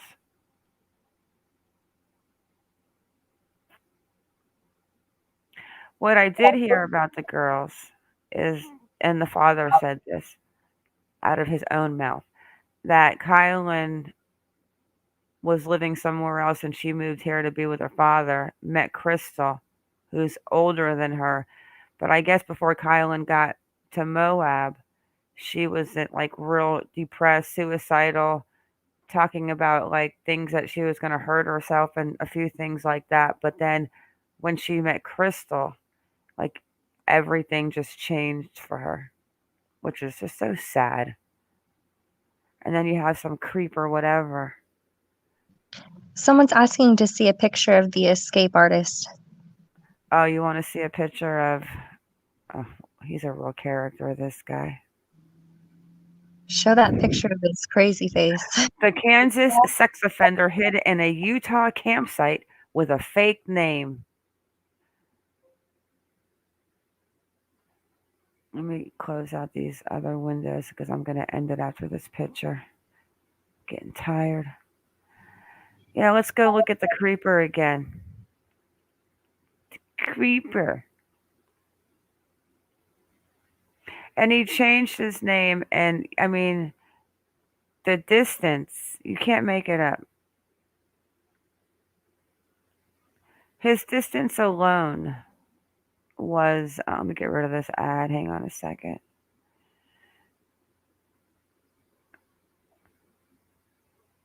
But let's open up the picture where, I don't know which one he looked like. Let's open up this one again. Because I'm not sure if he looked like the picture on the left when he got picked up or if he had this face in the middle. If you scroll back up to that top picture, is that supposed to be him on the left as well? Wearing the mask and trying to Yeah, hide out, because yes. his hair is totally different there, and he does look creepy with that hairstyle. But look at this. Like, this is the motorcycle he stole. So he drove this motorcycle from Kansas to Utah. And right where he was picked up, just 50 to 80 miles directly to the east, were where Crystal and Kylan were found murdered. So he's 5'7". He's like big 200 pounds at 5'7". So I don't know if he looked like the one on the right with that mean face or if he looked like the one on the left. But he pulled it off, man. He faked like he was a cop. I mean, a doctor.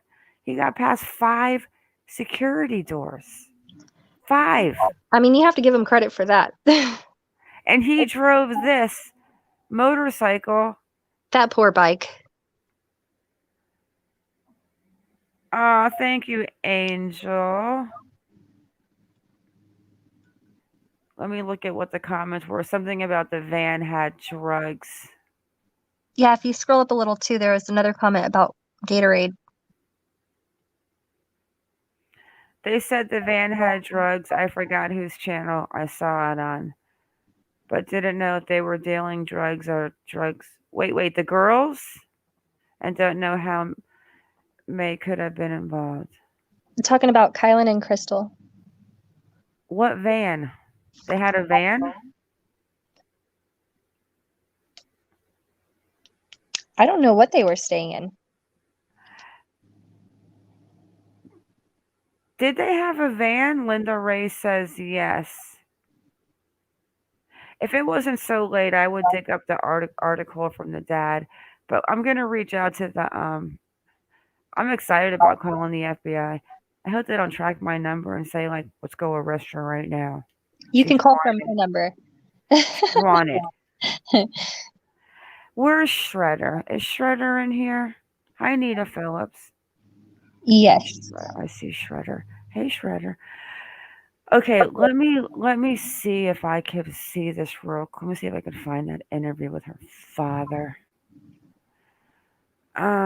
What's his? I always forget his. Hang on a second. Let me open up that one thing that he said again about the wedding. And I know exactly where it is.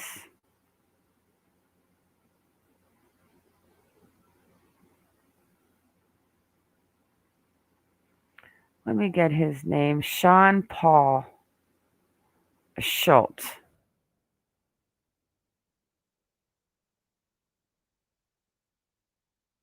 And I actually think that they used to live in Montana or something, and then they went, he moved out to Moab, and then she came. Hang on one second.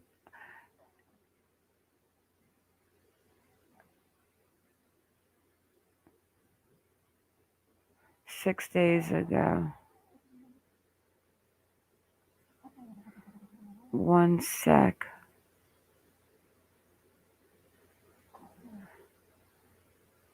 Actually, maybe this is it.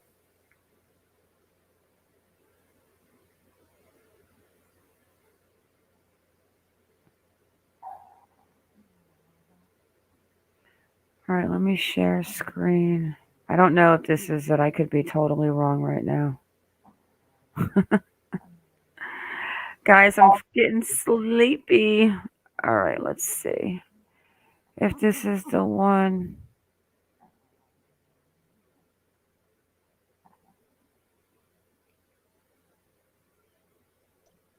You know, I bet they don't put him right back into the hospital. They probably reevaluate and put him into a higher security Let hospital. our experts help you with what's next by designing a safer environment for your Yeah, he's well, we're gonna find out tomorrow. budget. Heaven forbid he sent him back. Route 11 South and online at furniture-systems.com.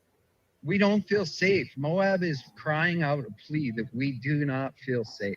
Okay, that sounds like the father. Let me see if the volume's right, because that definitely sounds like him. The message Sean Paul Schulte has been hearing from some local residents. It's been roughly 5 weeks since the bodies of Kylan Schulte and Crystal Turner were found in the LaSalle Mountains outside of Moab. In the weeks since, Kylan's father, Sean Paul, has taken it upon himself to try and get some answers. All I did was just provide a venue for local folks to come down and tell me clues. Each day, he puts up what he calls his clue booth at a local park in Moab. From there, he hopes people will come out. Over 2 weeks, I probably got 30 or 35 clues. And, you know, maybe only 4 or 5 of them were not really good clues. He takes the clues and calls them in to either the Grand County Sheriff's Office or the FBI tip line. With no publicly named suspect or significant update from law enforcement over the past few weeks, Sean Paul doesn't want this case to go cold. I want everyone, I want the hikers, the bikers, the jeepers, I want everyone to think and double check your dash cam and remember the girls were missing on the 13th of August and found on the 18th of August.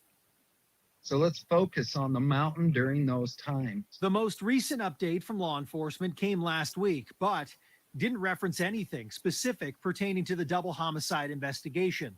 Grand County Sheriff's Office, who's handling the investigation, discredited the timelines between Kylan and Crystal's murder and when Gabby Petito and Brian Laundrie were in town. The Sheriff's Office would not share how they came to this conclusion. So for now, Sean Paul is seemingly leading the charge on the ground and keeping people aware on social media. I mean, we need real clues that can identify a suspect, not, you know, Gabby and Brian were close to us. Brian Schnee, Fox 13 News, Utah.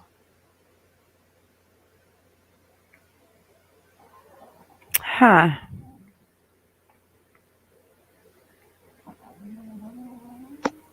I just wonder how they rolled it out so fast.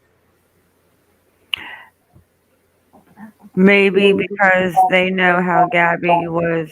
Maybe after when Gabby was found, did they rule it out, or did they rule it out before Gabby was found? Before she was found. I don't know. Maybe. I don't know. I guess we're gonna have to wait till they find good old creeper boy. The 13th of October. Crap. We're going to be in Boston. So Dad sets up that little booth looking for tips. And that guy was right there. The Kansas creeper escape artist. I wonder if he's still there. Or if they're getting ready to, or if he's waiting to be sent back too. You know what? Wait a second. What's that guy's name again? Ooh, surely I wrote it down this time. Let me go on and check on that one website real quick and see if we could figure out where he's at. I'm going to check in Utah first.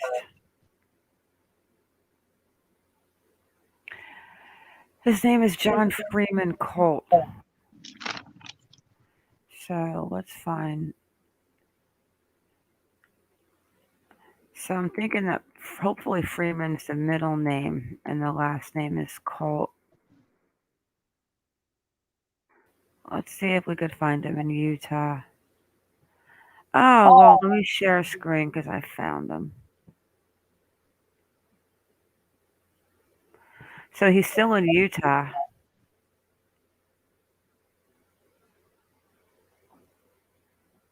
I wonder if he'll have to go back to court for escaping from a mental institution. I don't know. September 28th. He's in a Sevier County jail. in Richfield, Utah.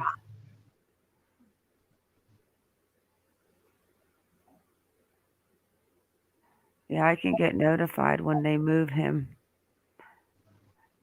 I think they're going to have to reevaluate him and put him in a higher security. Let me see something real quick. Let me go to this jail real fast. Oh, that looks like this looks like a fun place. Hang on a second.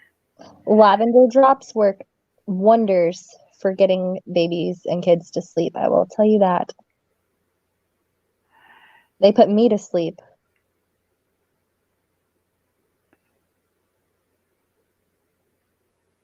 So yeah. Oh gosh, his birthday's in October. I would have to sign in to get all that. I'm not signing in right now. In custody, 12:06 a.m. Richfield, Utah.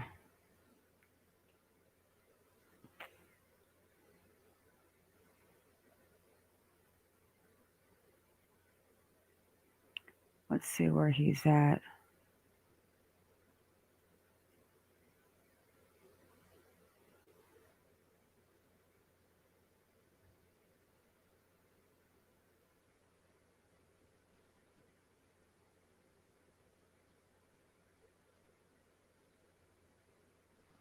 Ooh, if they have mugshots, let's see if he does look creepy. Oh, I'm looking for one. Ew.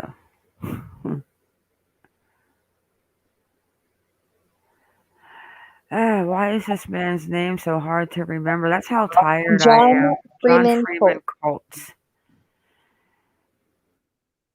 Colts. John. Probably white. KWJRC.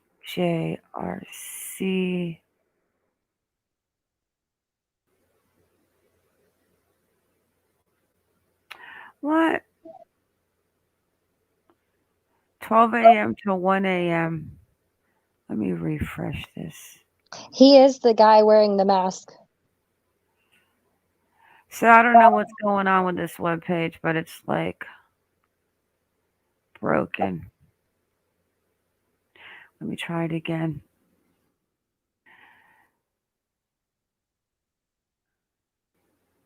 Wait a second. Let me see one thing.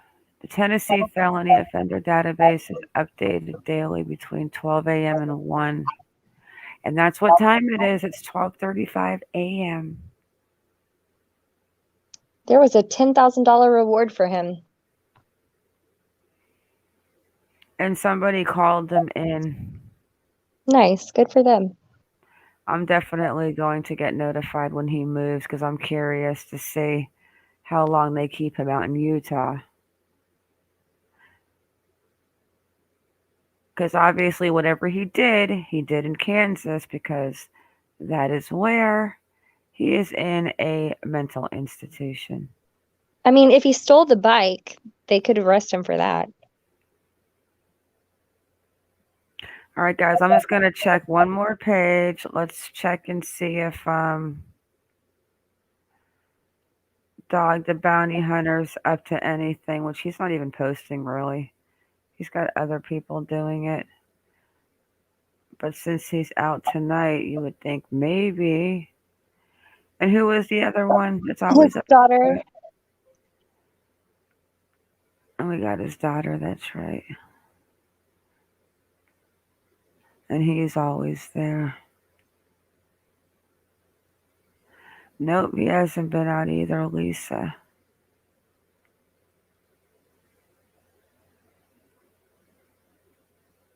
Nine hours ago, 10 hours ago, 9 hours ago. And then the last one with the markings and the tattoos. I don't expect know, to hear guys. more in the morning.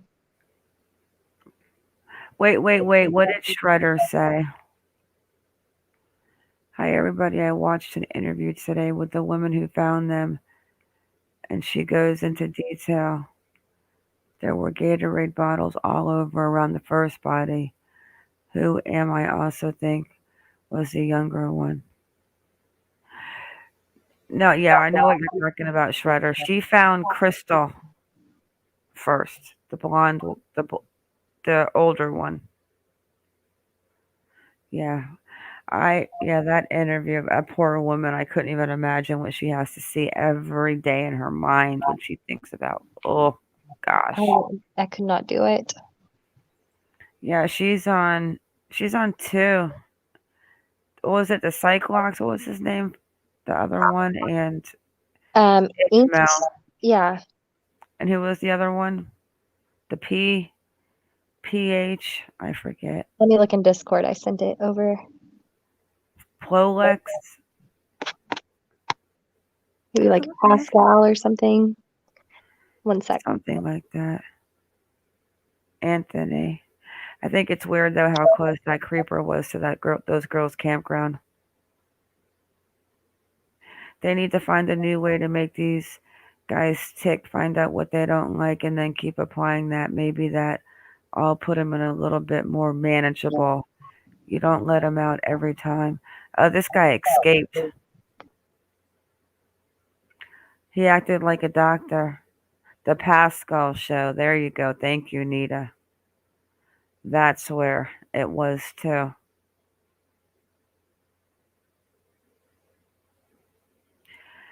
I mean, no one's saying that this guy killed those girls and he was captured right down the road, but he was in that area at a campsite after he escaped from a mental institution, stole a motorcycle.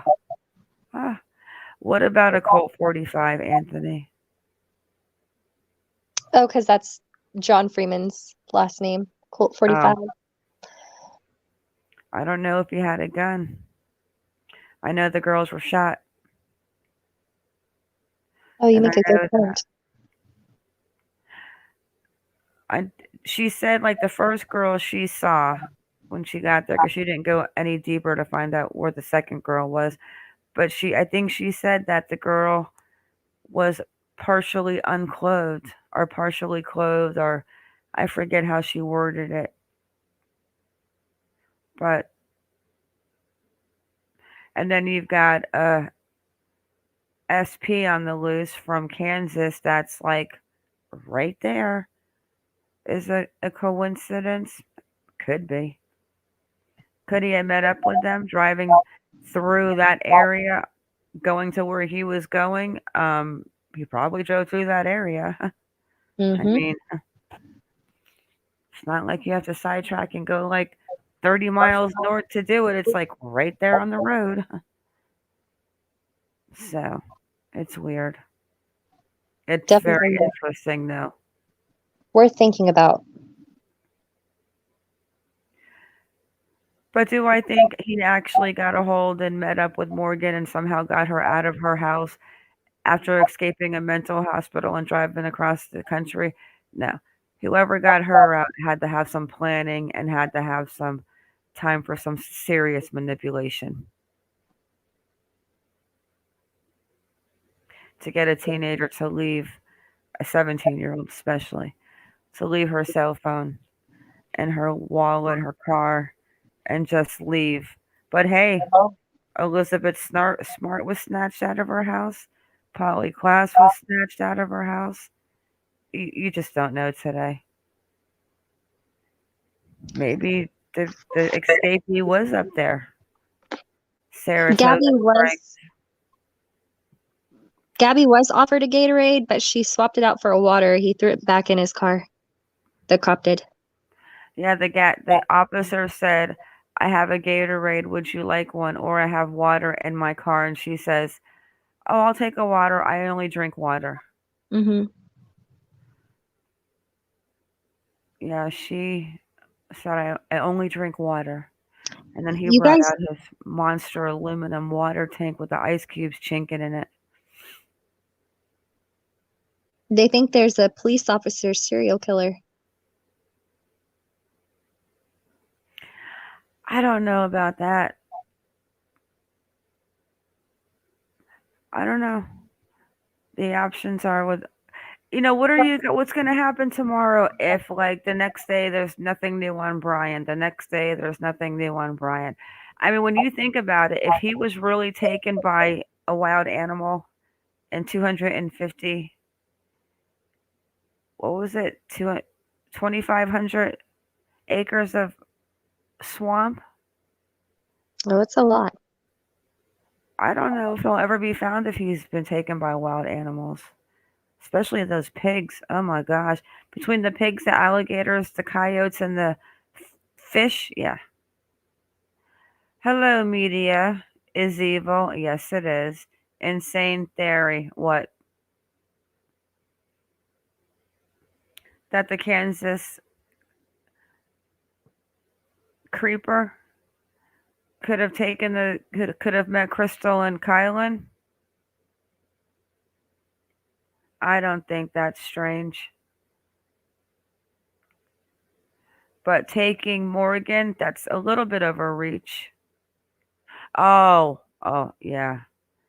I don't think it's a police serial killer. It's the first time that's come into my mind, so I'll have to think on it more. Now she's going to be looking into this all night. Is there Well, the anything going triangle on? thing, the triangle is blowing my mind right now. Are there any helicopters near the reserve tonight? Let me just real fast. Yeah, that's what makes me think that they're not worried about him moving at night, because There is nothing happening. when you think about it too, if you're him and you're alive and you're trying to hide out in the reserve and you know they're there with that much manpower, first of all, you're not going to stay there. But they are continuing to stay there. And that's what makes me think, and this is the FBI, okay? We're not talking about some hired private investigator. Yeah, you would think they would at least be using heat sensors or something at night, At but night, not. Let me you're check the boats real absolutely fast. correct. And they did say that when you die for the first couple hours, I don't know what they said, You but still put something off some about heat. the gases and stuff put off that heat, but I'm sure he's way past the gases. I'm sure they're way past the gases, especially if he got taken by a gator. What if, like, a gator grabbed his feet and the pig grabbed his, like, arms and they had a fight over him?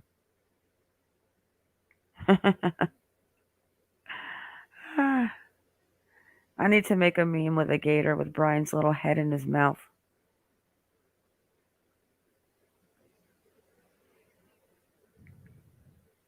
What did Anthony say? Because Brian and that police officer seem to know each other by the hand language.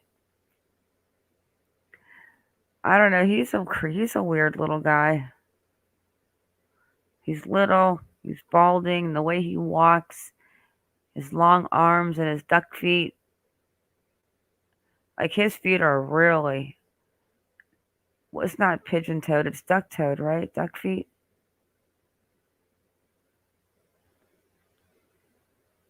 Alligator feud. Too bad they don't have cams out there. And did the cops ever say the one person that they pulled over that night after he called near the Pigeon River, saying that he saw Brian? Did they say if that guy was in a white truck or anything, or the one person they pulled over that was not Brian? Did they ever say, like, if that person was driving or anything? I think we lost her.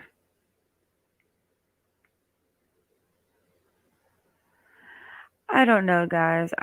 My personal thing is, especially the way Cassie looked today.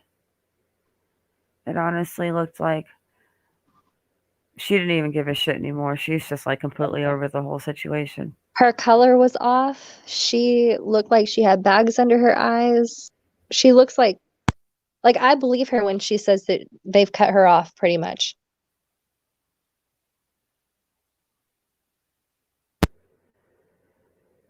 Yeah. He's destroyed a lot of families, this little shithead. He has done a lot of damage. All right, guys, I am going to call it a night. It's almost 2 o'clock in the morning. Y'all have a wonderful night. Wait. Anthony said we just had another girl missing from our house. Who? Oh no. Are we talking about Morgan Sessions?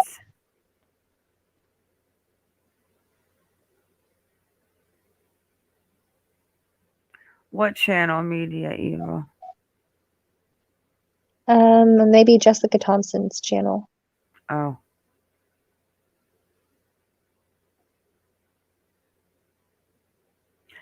He could be somewhere, all right. He could have just went out there to the. That's why I think they keep going back with the FBI is going back for that DNA and back out to the area because I think they thought maybe at first he was alive, and that's why they had the manpower. Oh, he's talking about your channel. One.